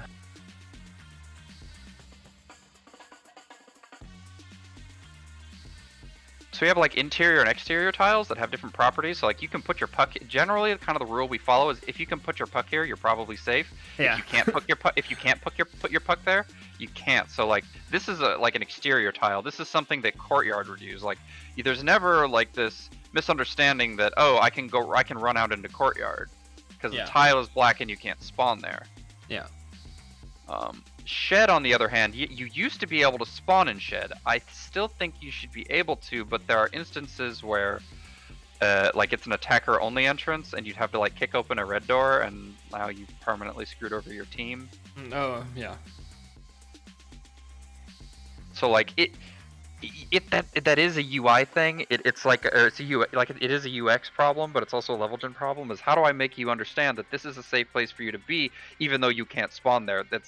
It's a thing we need a solution to, but we haven't heard enough feedback regarding it for it to be a priority. But like I know it's an issue. I just again like it's not a priority because it's not like people are constantly screaming about it. You scream about it more, absolutely, it becomes a priority. So apparently Survivor Guy's issue is that he's using set view permanently, so you can't see the different colors. I mean, to be fair.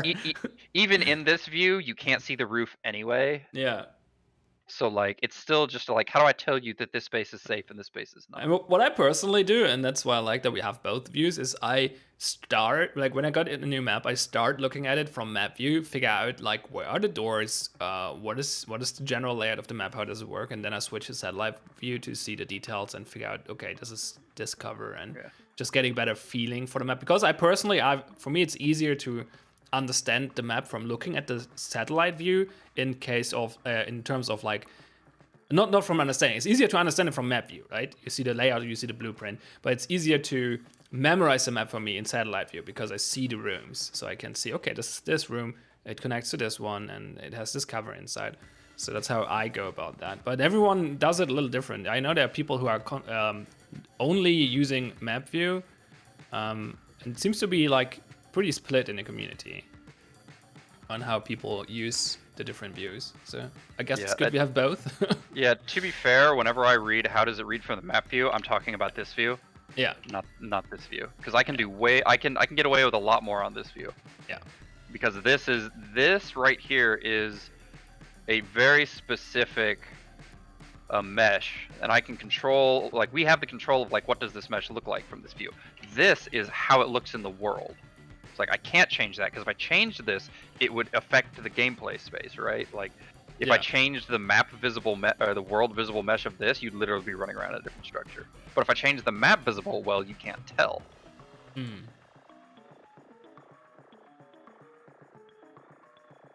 Because it's invisible to you. Like you'll never, you don't run around in first person looking at this view, as neat as that might be.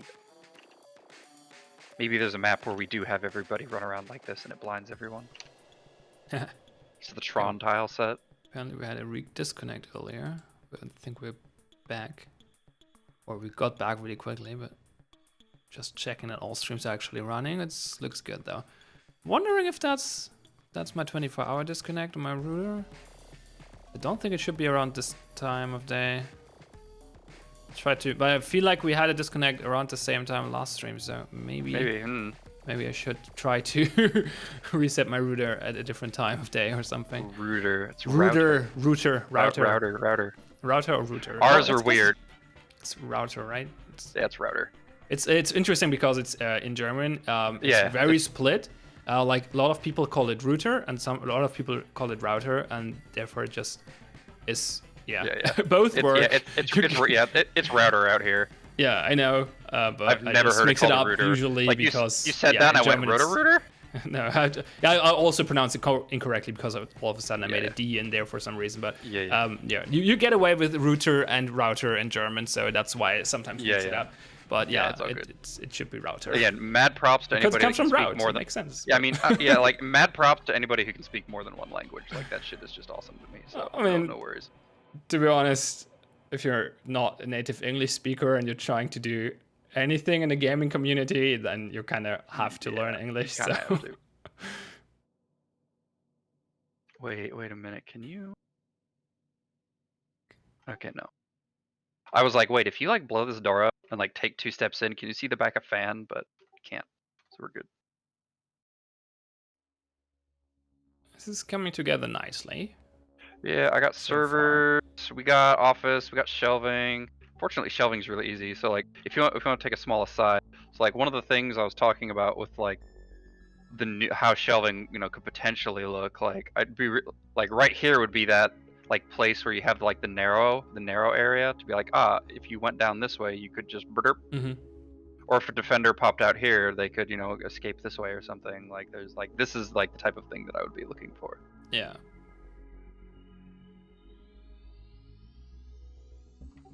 Let's see, what else can I do here? So this is a pretty gross sightline. Guarantee you, defender goes up on shelving from office. You run around in the pre-phase, and then you just watch. Yeah, that's pretty nasty. But then again, you have no cover up there. Yeah, I mean the only cover is right here. Yeah, I guess. Yeah, but can you get shot from the fan there? Only if you step too far, I guess. Yeah, you can stand right here and you're fine. You can hide from this and this, but like this is a skilled position because if you go too far over, you can get zapped. Yeah. If you go too far over, you get zapped. But it also means you can actually contest both entrances, though. So it's definitely a strong position to hold. Yeah, so like this is like the things that I want people just to be make able sure to you don't think about. Step down. Yeah, I mean this is like one of those things where like a new player who hasn't played Factory that much might not be able to deduce that, hey, this is a good spot right here.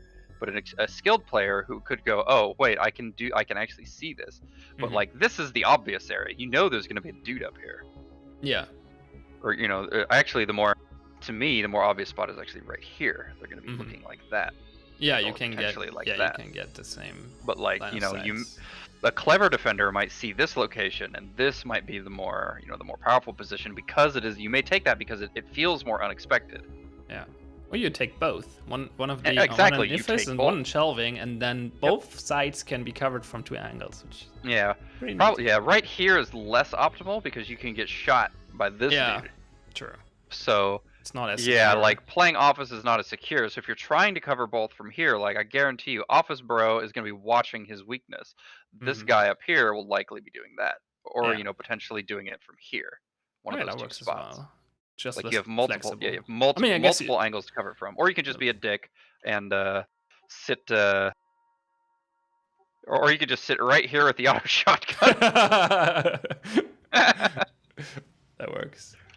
Okay, so Dagmar. Oh yeah, it does. Dagmar now specified this question. What he wants to see is like a lumberyard style room on Factory, like an eco entrance, but it's big and wide and open. Is that so? Why? So you want you want a big exterior room with fencing areas. Yeah, on I think Factory. Like that. So what is this space? So like you're pitching me your idea right now. What is this space? What is the thematic justification for this space? Is like I'm not going to just slap a lumberyard on this thing. What goes out there? What is the reason for it to be connected to the factory? Like I can see, like me in my head, I can see what this space might be. Perhaps this is like raw, or like this is where they store like the raw resources that get turned into something else. Maybe this is raw resource storages. Trucks just back up here and dump shit off, or maybe there's hoppers in the roof where helicopters just dump, piles of rubble or glass, just sand or something else that runs through the machines that get processed into something else. I can see what this room might be, but like why couldn't we just do that with an interior room? Why does it need to be this exterior one? Like what is the fight? What does the big open area get me?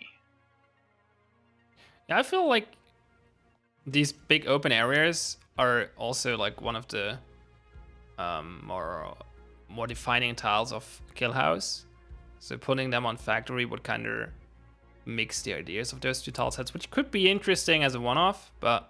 Well, I mean, I would get, at that point, I would just get rid of Lumberyard from Kill House? From Kill House, or just take it out, because it's like we've like Kill House is the proving ground of ideas, and if we use it, so if we take it and use it somewhere else, it'd be like, okay, like let's remove that and try it again somewhere else. And then try something else on Kill House. Yeah, try something else, yeah. Let me see, I think I've got most of the shit that I want to see here. This area feels a little empty to me. I think I need to add something like right here. Oh no. Oh, what's it doing? I hit a keybind. To come back to this question actually, so potentially we could like take the lumberyard, make it whatever, a scrapyard or something, then put it on Factory. It could potentially be interesting. I mean, all of these things are, you know, the potential is there, but like again, converting that whole thing over with the new artwork, because I'm not just gonna requires effort, right? Yeah, I'm not gonna just slap Lumberyard in there. Like it's gonna get different. Like that's at that point, it's like, hey, we like this room, let's move it into another tile set. We need to put, you know, we need to put new art on this thing. It needs new assets that spawn in the middle. It needs a new roof. You know, it's like we have to spend all of this effort across all of our artists to get this thing. Then it comes back to me or Sando or whichever of us is assigned to make this thing spawn, and that's, you know, a week or two's worth of work on top of all the things the artists are doing, because I can't get started on all that until the artists are done with their stuff. Yeah, so it could be done, could be interesting, but not. All of these things are within. Yeah, all of these things are within the realm of possibility. It needs to be proven that it belongs here. Mm-hmm.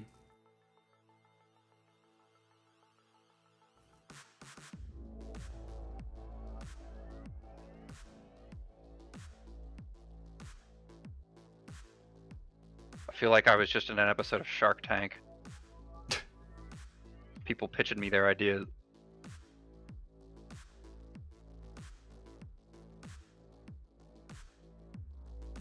Speaking of tanks, you're just placing tanks. Yeah, I felt like something needed to be here. I'm still kind of thinking about like this space just feels really. This felt a little too open. Like I didn't like the big sight line. I might actually make this a 2x2 tank just to make it so like completely block. You have to cover it from here, so you have this like little bit of a safe space to get in. So when you come in, you're not just immediately getting blapped from over here. Because I think if I put the 2x2, this angle is not possible. We can check. Probably.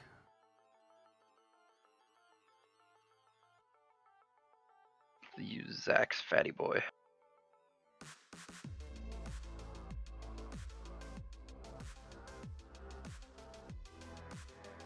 Do bad things happen if you would just go to rescale that thing?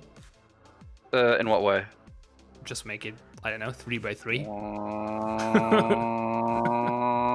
And this guy, no. So like you can see that all the hitboxes are still lined up. Okay, yeah. Can we just leave it this way? Tank.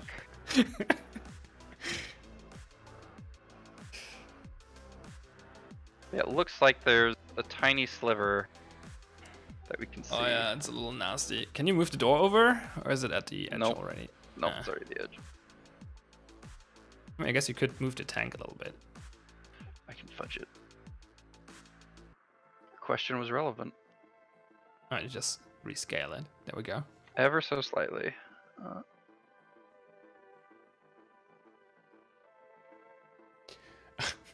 Are we ever going to see usable ladders on maps? Not anytime soon. Ladders are hard to implement. Not as hard as doors, I guess, but still. Wait, usable what? Oh, ladder. Ladders. Technical ladder? Dude, don't stop suggesting that now. I don't want to see that. I think would also break level design in a big way. Yeah, like, it would. Fucking. I mean, it could have like there could be part of the level though. It could just be instead of a staircase, basically. If we let you up, if we said, hey, you can use your tactical ladder anywhere, guess what? People are now on top of Office. And guess what? If you you pick up your tactical ladder and you use it again, you're up in the, congratulations, Ozzy, you made it up into the rafters. Nah. Like, this is why, like, if we added tactical ladder, like, dude, so much about level, like, that would break level design, and we'd No, have to I think completely the question rethink some of this shit. was about stationary ladders, though. But yeah. Oh, stationary ladders. Oh, yeah. If it's like up to me where I put these things, maybe. Like, that's still like an animation cost. That's a technical you need the cost. animation like, and stuff, and you make like it there's a readable from lot map of view. stuff. Yeah, there's a lot of stuff that would have to go into making a Tactical like ladders would be fucking cool, though. But yeah, no, it's the tactical ladders are out of the question, I think. But the static ladder. Don't say that, Pion. I'm scared. I know the discussions that happen behind closed doors, and I get very sweaty. And I'm just like, oh, please, please. Okay. No. I don't want to see people in the rafters, though. So. I mean, I get mad when I see Ozzy up there. I get even more angry if I see a person. I see a player up there. Yeah. I mean, I leave it to Ozzy to be the fucking the owl in the rafters. Remember the Spider-Man bug where you could just climb up the walls? Yeah, that was a bug a while ago. So he's referring to Spider-Manning. So again, these windows used to be much lower. So like these windows used to come down to like here. And what you could do is if like office was pushed up against here, like if there's a railing going this way, you could just jump up onto these crossbars, that came down. You could jump up onto the crossbars, and all these crossbars had collision. So you would just hit spacebar and go up from crossbar to crossbar to crossbar, and suddenly you're on the roof of the world shooting out at people, or shooting in at people that never look up. Like, it was gross. Yeah. Or you just get on top of office at that point, and it's just like, ugh. Like, if we go back to the physics debugger, there's a really big player blocker up here for a reason. Yep. I remember that being added at the same time that bug was discovered.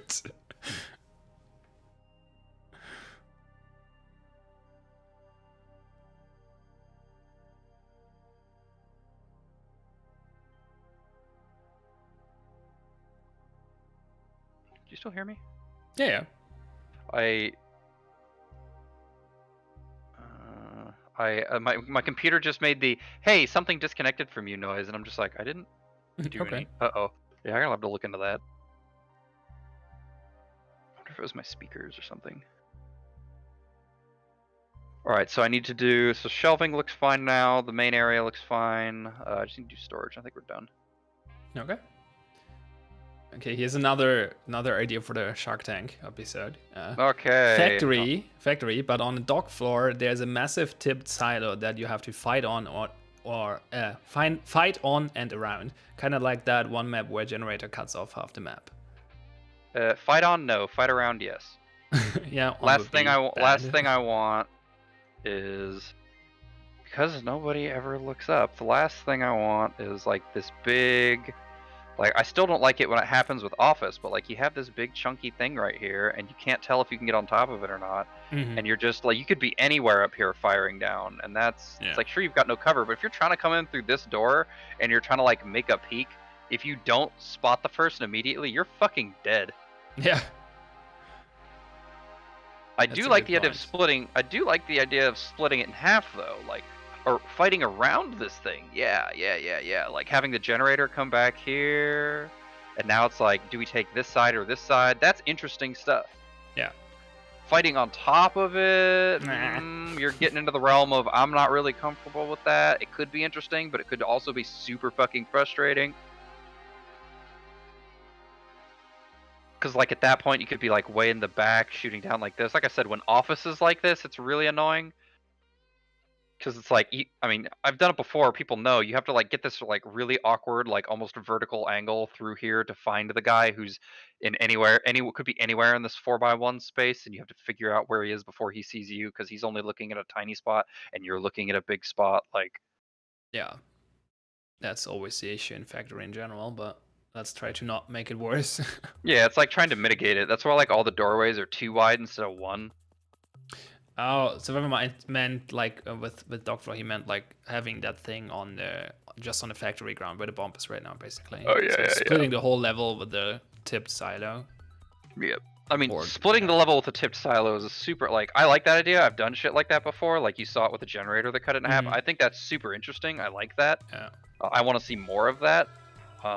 But yeah, having it playable, I mean, you have to ask yourself the question: would it be interesting if Office was right here? That's basically what you're asking, because it's like, well, now you have this like you've got windows right here, and you're trying to like shoot straight up into them. Yeah, it would be similar, I guess. Yeah, it's basically the same play space without the, without the walls.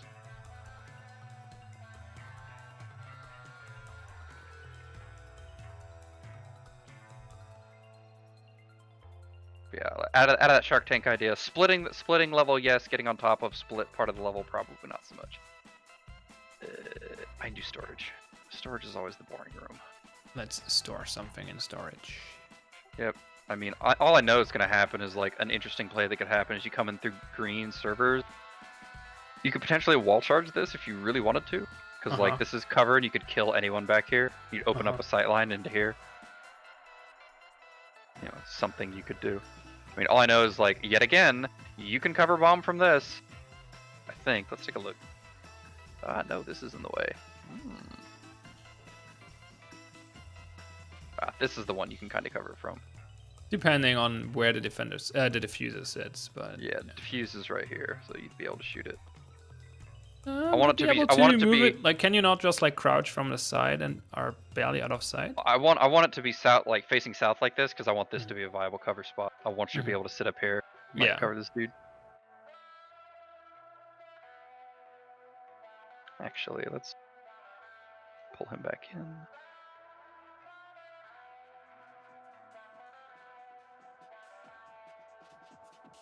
Forklift.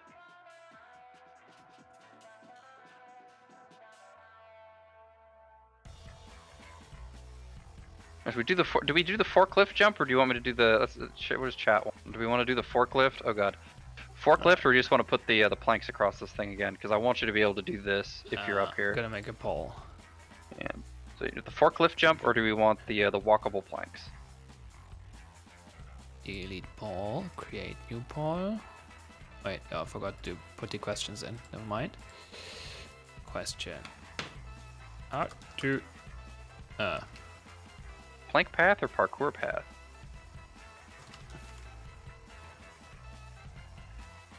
Plank or forklift. There we go. So it should be clickable if you're watching on Twitch, that is. Should be if you're enabling the extension. The poll should be clickable. Let's see. Okay. There's at least one vote, so it's working. So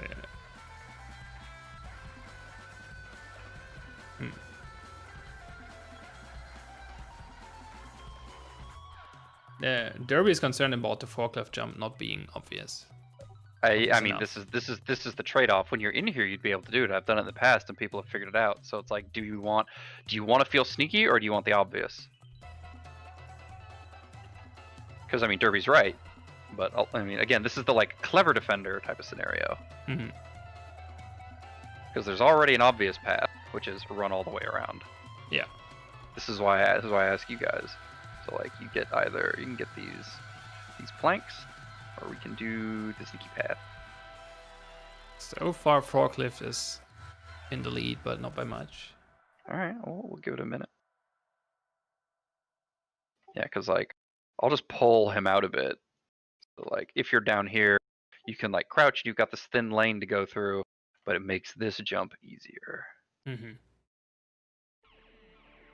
The added benefit is if we do the planks, you can actually get this way much easier, because this is, I believe, a harder jump to make than the opposite direction. So like going this way, is harder versus jumping from an elevated position onto a lower position and then working your way up. So like, it's harder to go the backwards than it is forwards, versus the planks. It's just you just walk across it. So that's kind of the split we're looking at. Well, talking about a split, the vote is tight right now. But I believe Simmer mentioned he can't vote, and he voiced his opinion against the forklift. So I guess technically plank is in the lead. Oh no, it is in the lead actually. So yeah, I guess we go for planks. All right. Yeah, I mean, I'm trying to explain like the the positives and negatives of both. Like, I mean, everything is a choice. I don't care which one we do. I just want you to be able to get this way. So planks in the lead. So we'll delete We'll delete that, leave the planks up here. This also affords us more firing space. So if you're up here, you can walk like that now. Get side peeks on this area without being exposed to there. So that's the added benefit of having these planks here. Let me kind of nudge him in a little bit so you don't fall through a hole. Can we get an overturned semi-truck or a leaning trailer somewhere? I'm not going to put it inside the level. I'm not going to put there's no reason for a semi to be in this level. So like, where do you want to see your tipped over semi, bro? It could be in front of the dock, I guess. I mean, I guess like we could do that as like, if this dock is missing a truck and it fell over on its side over here, I mean, at that point it becomes cover for the attackers if the defenders decide to open up the door. So like, yeah, I can do that, but you're not gonna see it inside the level. You'd see it outside the level where it makes sense. So another thing we could do is like, if you really wanted to see those trucks inside the level, maybe we turn storage into like a mechanics bay. You know what I mean? Like there's other ways to introduce that kind of thing to the level. So it's like at that point you'd have like, that would be like probably your green room. You'd have these big doors that kind of go up, probably 2 of them, and then you've got your long play space for the trucks to sit. This would be like a maze. Yeah, see what I'm saying? Like you'd have the space for the trucks to sit. You'd have like all your mechanics tools like up against the walls. Some of these would be empty. Ideally, if you've been in a like an auto garage, you like actually have the like sink in the floor, so the defender, the defenders hide down here and like shoot out. That would be interesting. Yeah. So it's like there's ways to like incorporate that. Like, I worked at a warehouse for like 10 years and we had that. Like I worked at UPS, and that was kind of our mechanics bay. Yeah, Simba just wants this to be a full tile set. He just said, "How about a car garage tile set?" I mean, hey, these are things we can do. Like it could be interesting, right? Like that's just things that we need to explore. Like you would have to figure out what the other rooms are, but yeah, I mean, you think about what could that tile set be? It's like, well, you have a customer service area, you've got the car shop area, you've got a storage area, you've got probably a break room, shit like that. Like, how do all of these rooms interconnect, and how does it feel different than Kill House? Yeah, or C-Store. In fact, because or C-Stores. How do they? Because you can't just go with the shutters option every single time. Because if you give shutters all the time, it's just a reskin of C-Store. Yeah. Exactly. It's like, oh, well, there's shutters on this thing, and the thing is always in the customer reception area. Well, now you've replaced, tellers with customer service, and customer service. The customer service area is now storefront. Like you're seeing the same thing again. Yeah. So that's why, like with docks is similar to storefront, but like we have these trucks that back up to it that you can go into. Sure, and the shutters aren't controlled by one unit; they're controlled by each individual thing. So, like this is how we made dock feel different than storefront. Simba said the bad word. He suggested making it 2-floor. The bad word. Can somebody hit? Can we hit him with the? It's like the Dupross equivalent of like the no horny stick. Like just bonk him with the no 2F stick. I mean, yeah, sure, that's a thing you could do because you could see that, right? Like it'd be this could be a very advanced auto shop, and like that mechanics bay. Maybe there's a second floor thing running around up here that's got like catwalks, almost like a hangar, right? Like, and this is for like the flying cars that are really tall that come in that need their fucking afterburners worked on and stuff like that. Like you know what I mean? Like you've got your car here and it's got like jet engines on the side and they're really high up off the ground, like, or like when this thing is up on its lift, like you need people up here to be doing maintenance on these sensitive parts. Like I can see that.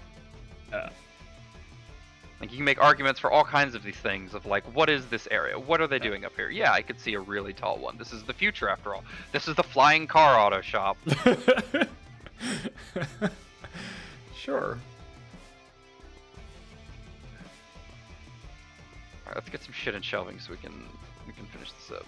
And you can go to bed. Don't worry about me. I got some sleep earlier today, I'm fine. I mean, I need to go to bed. But...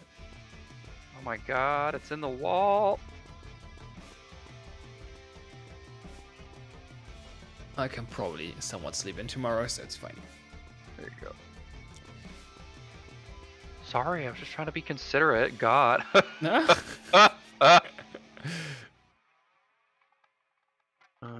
do this as a 2x2.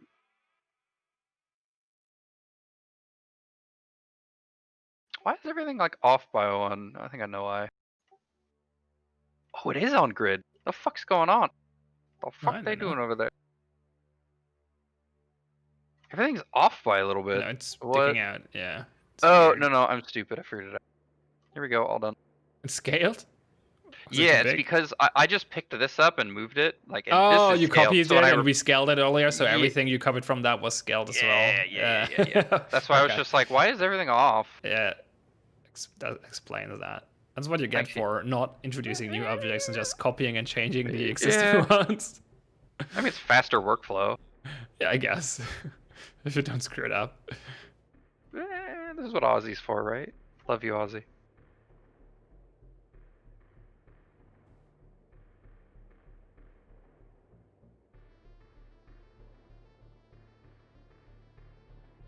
I know, that's it. That's a horrible idea. When are we getting trampolines to get to higher floors quicker?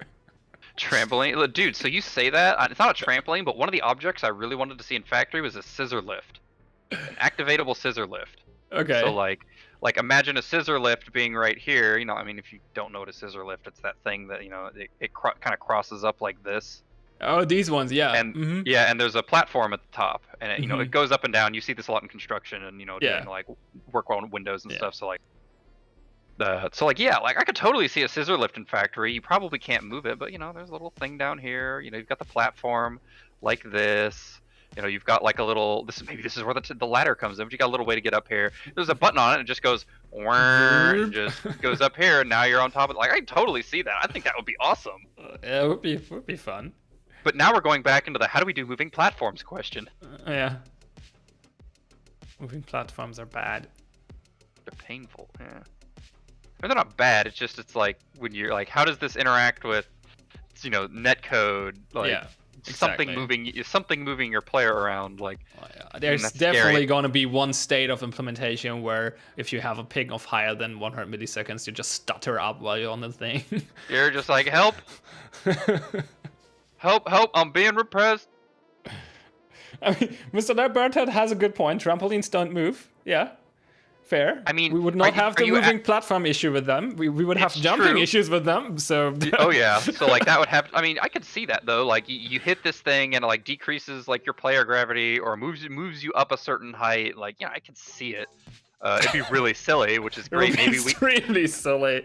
Like let's say we make the fucking balloon funhouse tile set. Yeah, I was about to say like an interior playground tile set. I don't like the idea of that though. There's some implications there that I don't like. Oh yeah, fair enough. This might not be the perfect scene for a game, yeah. But maybe you find a way to implement trampolines on theme somehow.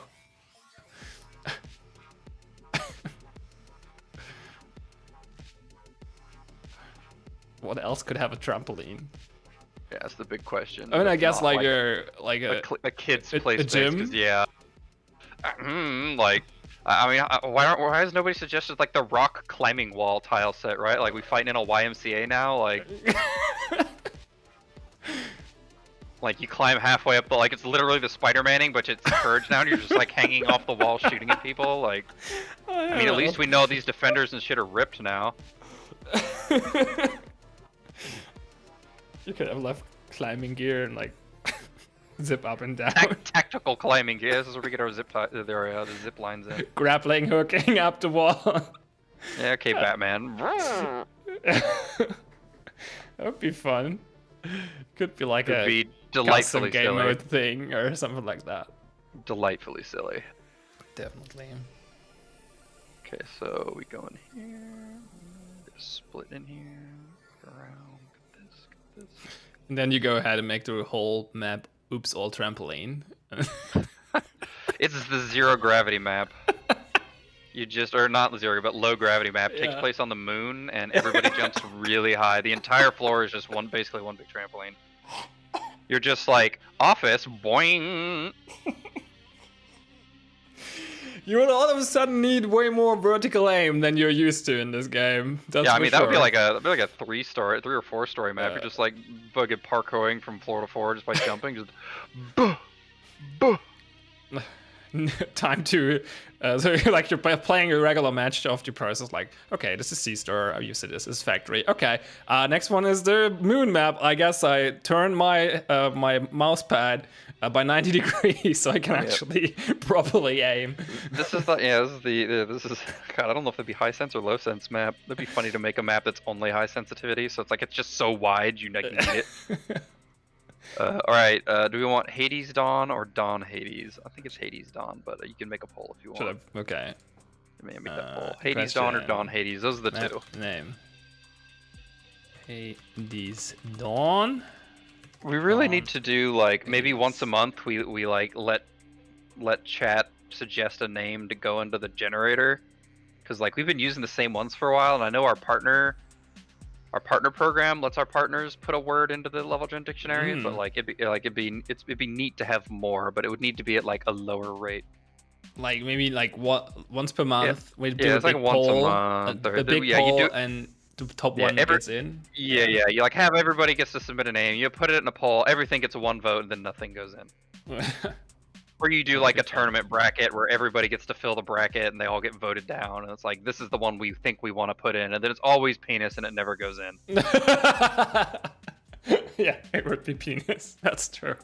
I know you guys. Come on. But yeah, like I know our partners are gonna be putting names in there. I recently put 2 names in there because I figured out where the file was. So like. It would be interesting to let the community, let chat put words in there at a low click. The poll is up, by the way.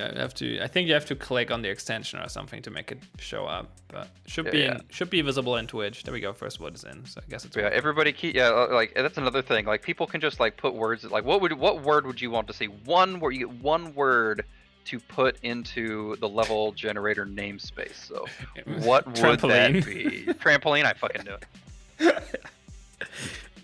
Lumberyard, Axsom, Derpy, Peanut. No, not that one. Alright, so is it Hades? What's the poll looking like? Hades Dawn or Dawn? Hades Dawn so far. Hades Dawn, yeah, that's what I figured. Is it by a long shot or? I mean, it's only 2 votes so far, but okay, 2-0 so far. Simba just said, Simba wants DPL to be the word. Yeah, that makes sense. That's not really a word, but you could do league. Could be a word. League, yeah, but DPL would be weird. Like, would be done hardest DPL or like moist DPL. That's moist DPL. I like how we always jump to like, how does this word sound with other words? And moist is like the very first one, and then bear is like the other one. Bear. Bear. Well, at least that's DPL me. bear would make sense though. Kind of. Yeah. But yeah, so it's like I probably wouldn't do DPL. I'd be down with putting league in there because you'd have like the bear league, and it's like, oh god, what are these bears doing? or the moist league, and it's like I don't know what's going. I don't know what's going on in there. I don't want to be part of that one. Yeah. Quantum, yeah, that could work. Yeah, I could do quantum. That way you could have like quantum break. That sounds pretty cool. We might also get sued, but you know. Yeah. But I mean, we had Operation Splinter Cell that got picked randomly, so. Nice. Titan sausage. Yeah, that's a Titan sausage. Oh no. Moist sausage. Oh no. I mean, firm is in there too, so I'm gonna let you like figure out what happens there. Like, might have to take one of those words out.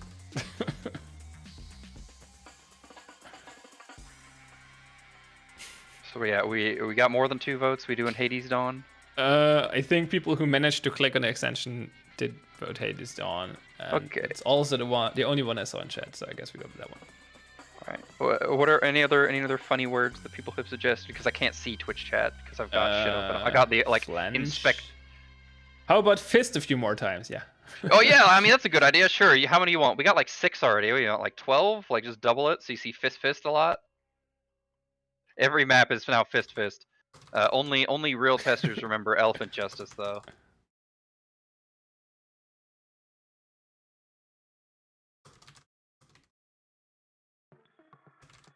Okay, let's take a look. Make sure Ozzy doesn't yell at me. Check.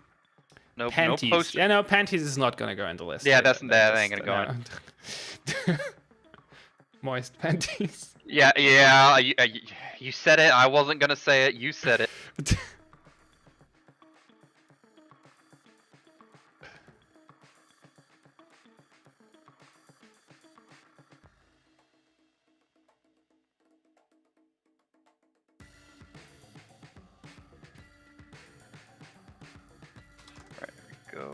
clean that up. How's this looking?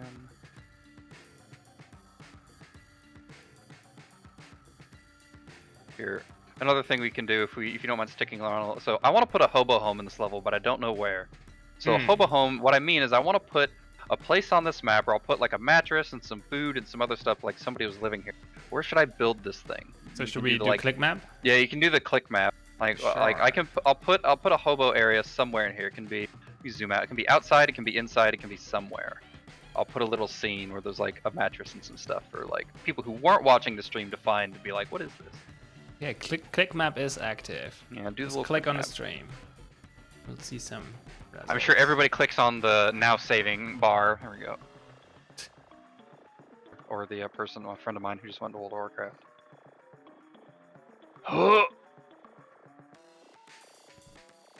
I would put it. Well, I know where I put it. I'm gonna let them click. I know where I'd put it though. Put it in the center on bomb. Yeah, that's. Yeah, that ain't happening. I'm not putting it on bomb. Everybody wants it on bomb, you suckers. I could put it north of bomb right here. That would be acceptable, but not on bomb itself. It's like, come on, it's just this bomb technician sleeping by this thing, desperately trying to build it. There's some clicks outside of the map in the upper left. I mean, but like that's up kind here, of inaccessible even further. I mean, you can go up here, but it's like you want this thing to be inside the level so somebody. Okay, now we get some clicks in storage. Storage? Okay. Or next to storage. I'm not sure if those are next to storage or in storage. Like. Yeah, it's like I can put it like somewhere here, like now in what here you're would be right. acceptable, or in this like over here would be acceptable. Like I can yeah, that's where the clicks are. Some clicks aren't shelving. Alright, let's move. Yeah. Yeah, I could do it on shelving. I think I like the idea of it being. I mean, put that up to a pole, right? So that's a pole. Storage or shelving. Wait, I have to disable the click map. Yeah. Since you moved, this is. Yeah, sorry about that. Yeah, we'll do storage or shelving, kind of the two that if we want to see like where do we want it? Because I'm not doing it on bomb. Where did my window go? It disappeared. I guess I closed so like it. it could potentially be like over here is where I'm seeing, So or we could do the it like. head? Where's the hobo home? Either over there or potentially right here. Storage or shelving were the options, right? Yep, storage or shelving. Okay. Vote is up. Yeah, so like over here or somewhere in here.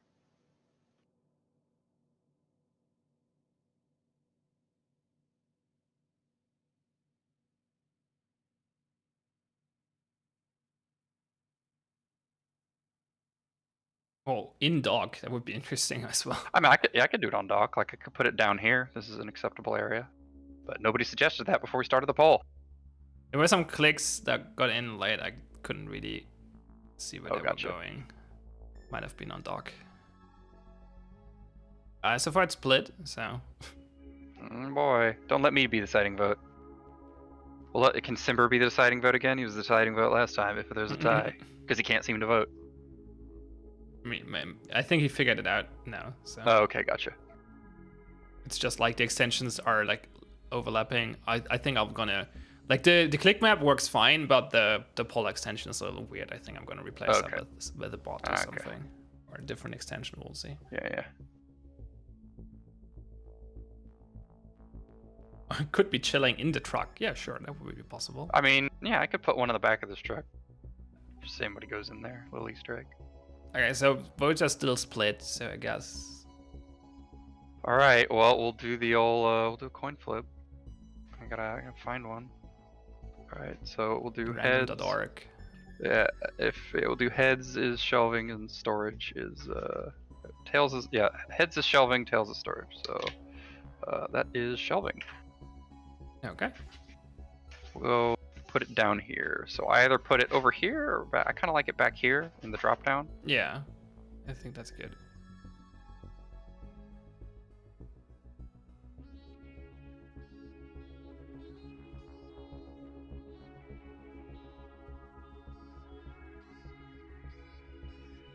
And his place is well ventilated. He'd be sleeping back here. Can we have some noodles in the hobo home? Oh, I mean, yeah. Well, he gets food. He's gonna get a cooker. Like, nice. I saw you placing down money on Kalinator's map. Like, That was a little weird. Like, okay, it's a hobo home, but it has like stacks of money lying around. Okay. I mean, we don't know what the rent in Alpha City looks like. You might need to be a millionaire to live there, and you know, a couple thousand ain't gonna cut it.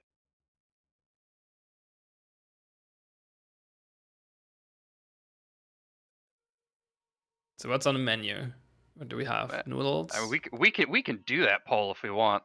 There's a whole bunch of different things we can put in the burner plate. Okay, what are the options? Yeah, hold on. Let me place. I think I can only do like 3 options or something like that, though. Yeah, so we have.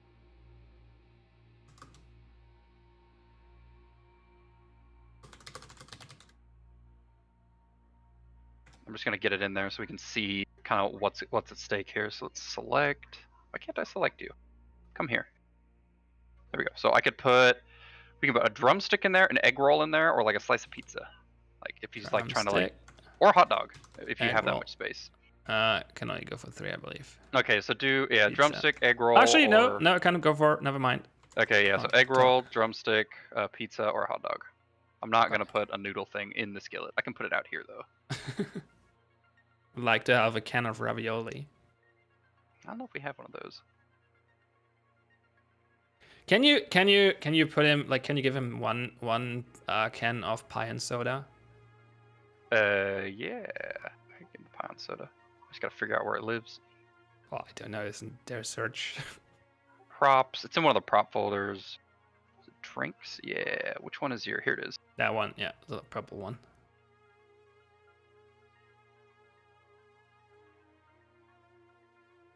Yay. Normally, I would use. Oh, it even says TH Pine. I've never saw that because it's angled in the shelves that you never see that. I always thought it's just Pine, but it's actually TH Pine soda. Okay. Yep. Yeah. Normally, I would put my noodle cup over here since we did this, but my noodle cup denotes something different, so I don't use it. I will put the noodle cup here. This used to be my old map make. I used to use the noodle cup as my old map maker's mark, so people would know if I made something. So like, I don't remember if it was Derby or Simber or somebody posted an image of it was this cluster with the fallen forklift. There's actually a noodle cup on the seat, and somebody finally noticed and posted a picture of it. So like, yeah, like I made that thing and I put the noodle cup there. Do we want to be generous and also give him like a bottle of Clover whiskey? Oh man, I'm gonna leave him a message. It's not always about the money.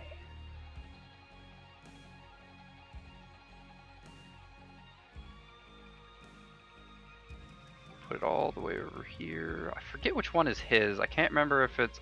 No, I don't think it's this one. I think this is the buck one. Yeah, stag. Hang on, let me save. How's our poll going for what is this dude eating on the skillet? A hot dog, apparently. Hot dog is in the lead. All right. We'll give him a pack of dirty dogs too. Oh, this means we need to give him a cooler. All right. Yeah, pie and soda is best enjoyed. Cool, for sure. No, I think a factory probably wouldn't be able to support a cooler. All the ice melts. All right.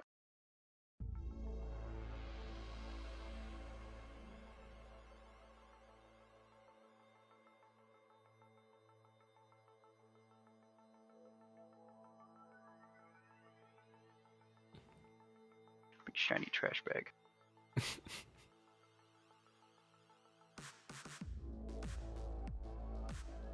Love you too, Clover. There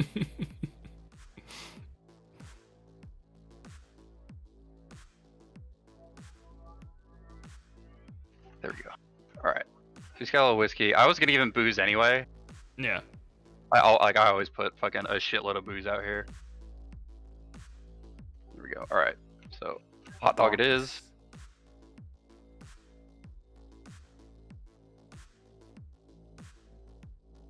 The one single hot dog. I think it's still in its wrapper, but I don't think this guy cares. It adds the plastic adds texture. Yeah, totally. Wouldn't be the same taste without it. It's part of the experience. Yeah. It's the future. Maybe it's eatable plastic. Oh yeah, that's true. Like, you know how you have these uh the the washer tabs that are wrapped in Yeah. in The dissolvable plastic stuff, that is yeah. dissolvable plastic. Maybe it works like that.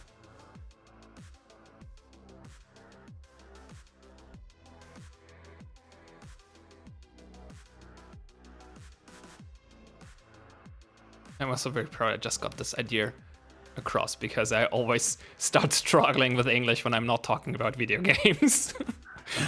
Like, I can talk about video games all day long in English, but as soon as I start talking about like real life things, I all of a sudden get to the edges of my, or not the edges, the limitations of my vocabulary. vocabulary. Oh, there we go. How did I do that? How? I was able to move the pivot without, like, I was moving the object and the pivot wasn't moving, and I'm like, how did I do that? I don't know, like, how to do that in Unity, and I just did it, and I'm like, that was a mistake, but I want to know. Where I want to put these dirty dogs. Man's frying a hot dog in a wrapper without any gas or electric, with some noodles without any kettle, and a warm can of pie and soda. Life's hard. It's probably got a battery or something in it, like a future battery that heats this thing probably. up. Like, it probably has like a nuclear reactor in it, to be honest. Like, oh yeah, like we're that far in the future, just mundane items have nuclear reactors. Yeah. It's like, hey, by the way, my Game Boy, yeah, nuke. It's all nuclear.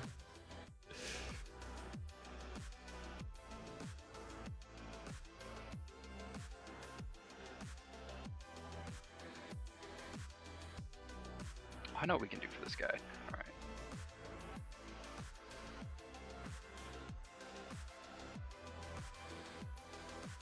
Can build a little fort out of beer boxes. Nah. I'm just putting his beer over here. Okay. Some bottles everywhere.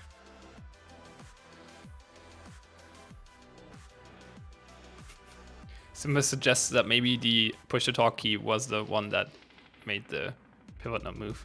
Hey, look, this is muscle memory at this point. It's been this way for like 15 years, bro. Like, I can't unlearn that in a day. No, what he's saying is, like, you were wondering how you did that. And he... No, but I can't click on this while I have alt down, see? Like, this is the holding alt puts the camera movement. Okay, I guess it wasn't that then.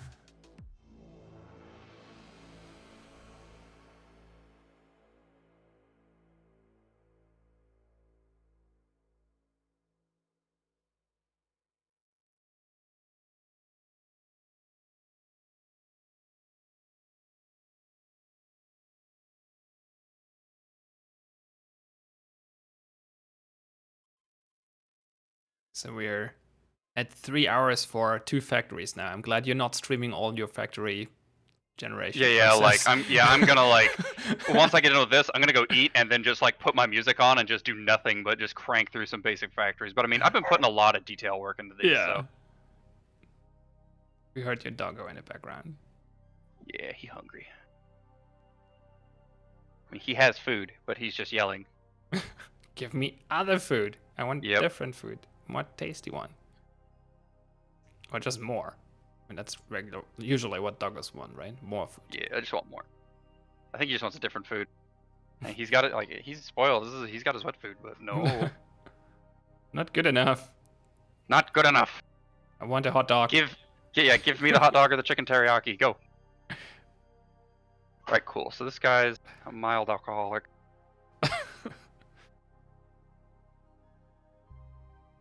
I like how he has like 1 can of pie and soda, but like 2 boxes of beer.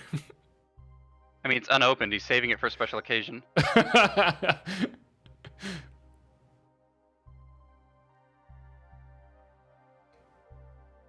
Like a special occasion, like a bomb.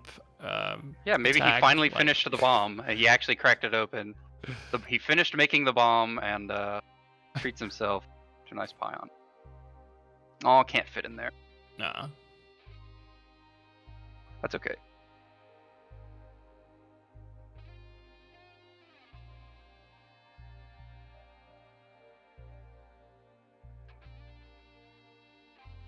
Nice.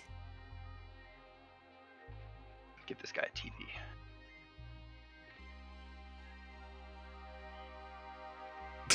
Is it also running on a nuclear reactor? Or Yes, like absolutely.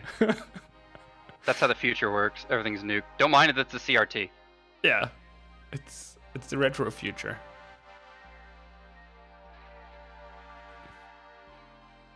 I was about to ask, is he getting 2? It's gonna be CR. Nice. Some good old VHS tapes. Now we need some prone VHS tapes we can lay next to it. Yep, so I'm gonna do.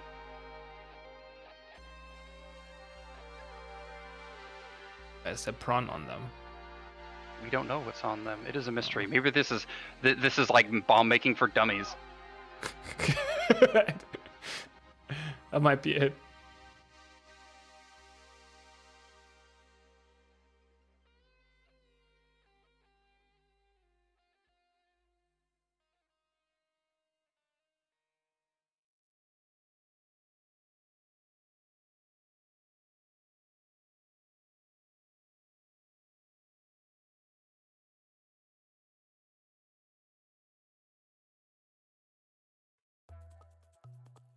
So here's the thing about retro future, right?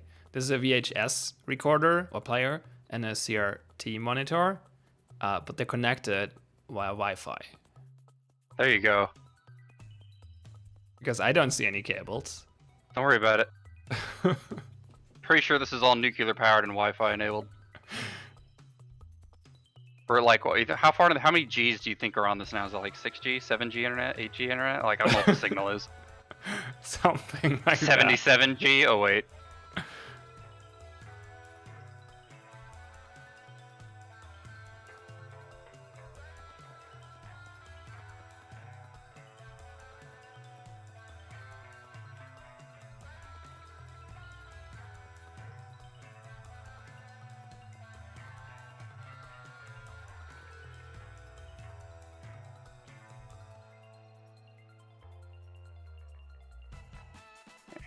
Here's his prawn. We'll keep it up here.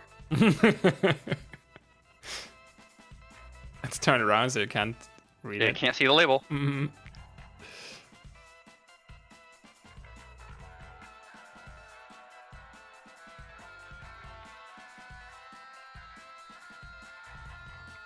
Why do we even have these? Dude, I don't know, and it's great. Alright, cool. I think we have our little scene here. Silibert just comments, looks like my bedroom.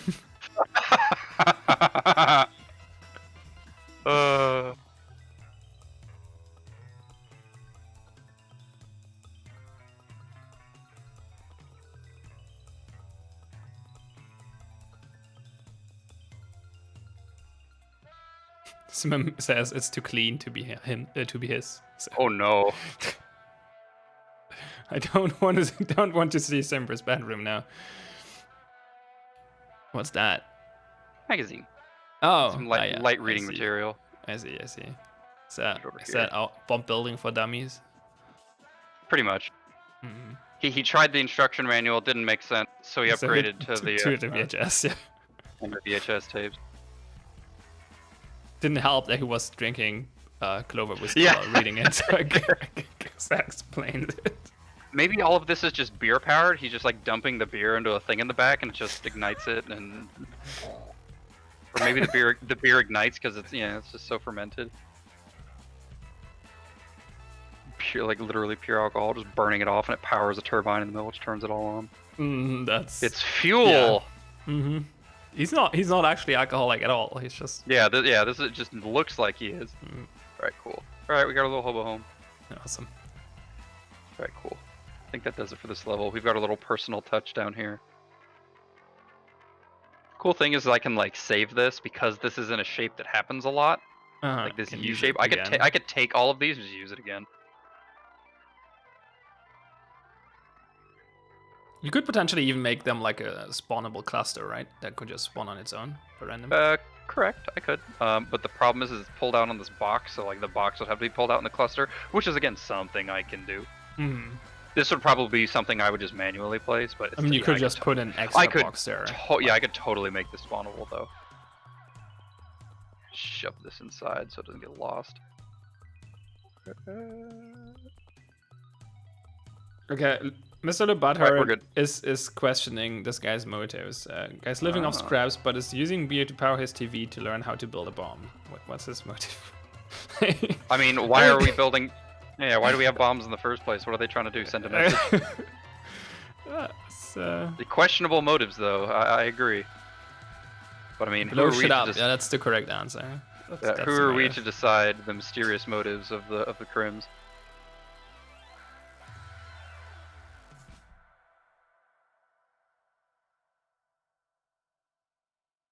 Alright, cool. Alright, I think that does it. I think we're done. Yep, looks good. Alright, we're all good. Truck isn't a good. Yeah, truck's fine. Yeah, actually, yeah, truck's fine. Yeah, because if you like try to peek out this way, these things are in your way. Yeah. I'll give it the safety pull though. Okay. Get down here. It doesn't hurt, yeah. Yeah. Alright, we're cool. Level done. Just to be safe, so nobody's throwing Molotovs or whatever. Yeah, alright, that'll do us for this stream. Nice. We're all done. Only an hour over schedule. It's fine. Because I spent a lot of time talking and drawing diagrams. Was interesting though. Yeah. We have had active viewers, so I guess they find it interesting as well. So worthwhile. Yeah. But anyway, that ends. That brings us to the end of the stream. The VOD will be available afterwards. But yeah. So we'll probably not be back next week because, I mean, at least I will not be available. Maybe we find a different. I don't know if you want to do a stream next week, but I'm not. I got nothing planned, dude. I'll do a stream next week. Just gotta find a host. Maybe Schmidt can do it or something. Yeah, we'll figure it out. If not, we'll be back in January for sure. Yeah. My plan right now is we're testing out the whole streaming thing and finalizing a few things, and then we're gonna do like a regular schedule in January. Yeah. January. So that's how it goes, or how it will go. So far, thanks all for watching, everyone. It was a pleasure. I'm TH Pine. I was here with Axsom, our lead level designer, and we made 2 factories, and it only took us 3 hours. So I'll let you, let you get some real work done now. All right. Okay. All right. For our Discord boosters, I do a later night stream around 9 Pacific in Discord. If anybody else cares to watch, then you can catch me around then. Awesome. Sounds good. Well, then see you next time. All right. We'll see you next week, boys. 75 Frank.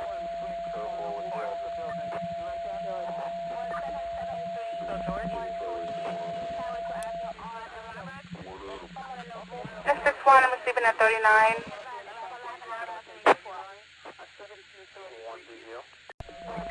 75 Frank.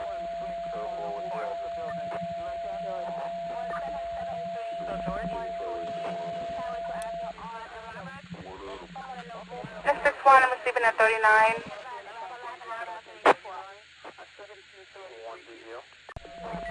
75 Frank.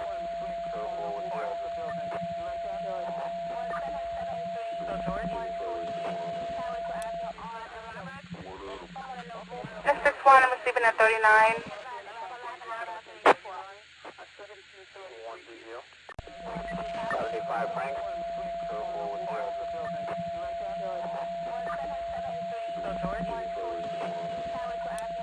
This 1, I'm receiving at 39.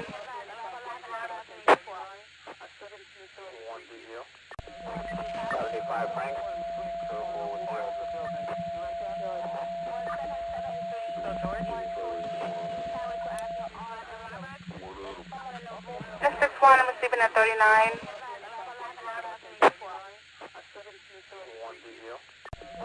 75 Frank.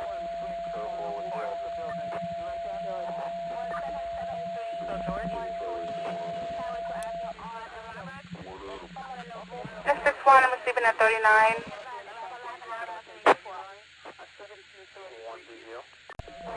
75 Frank.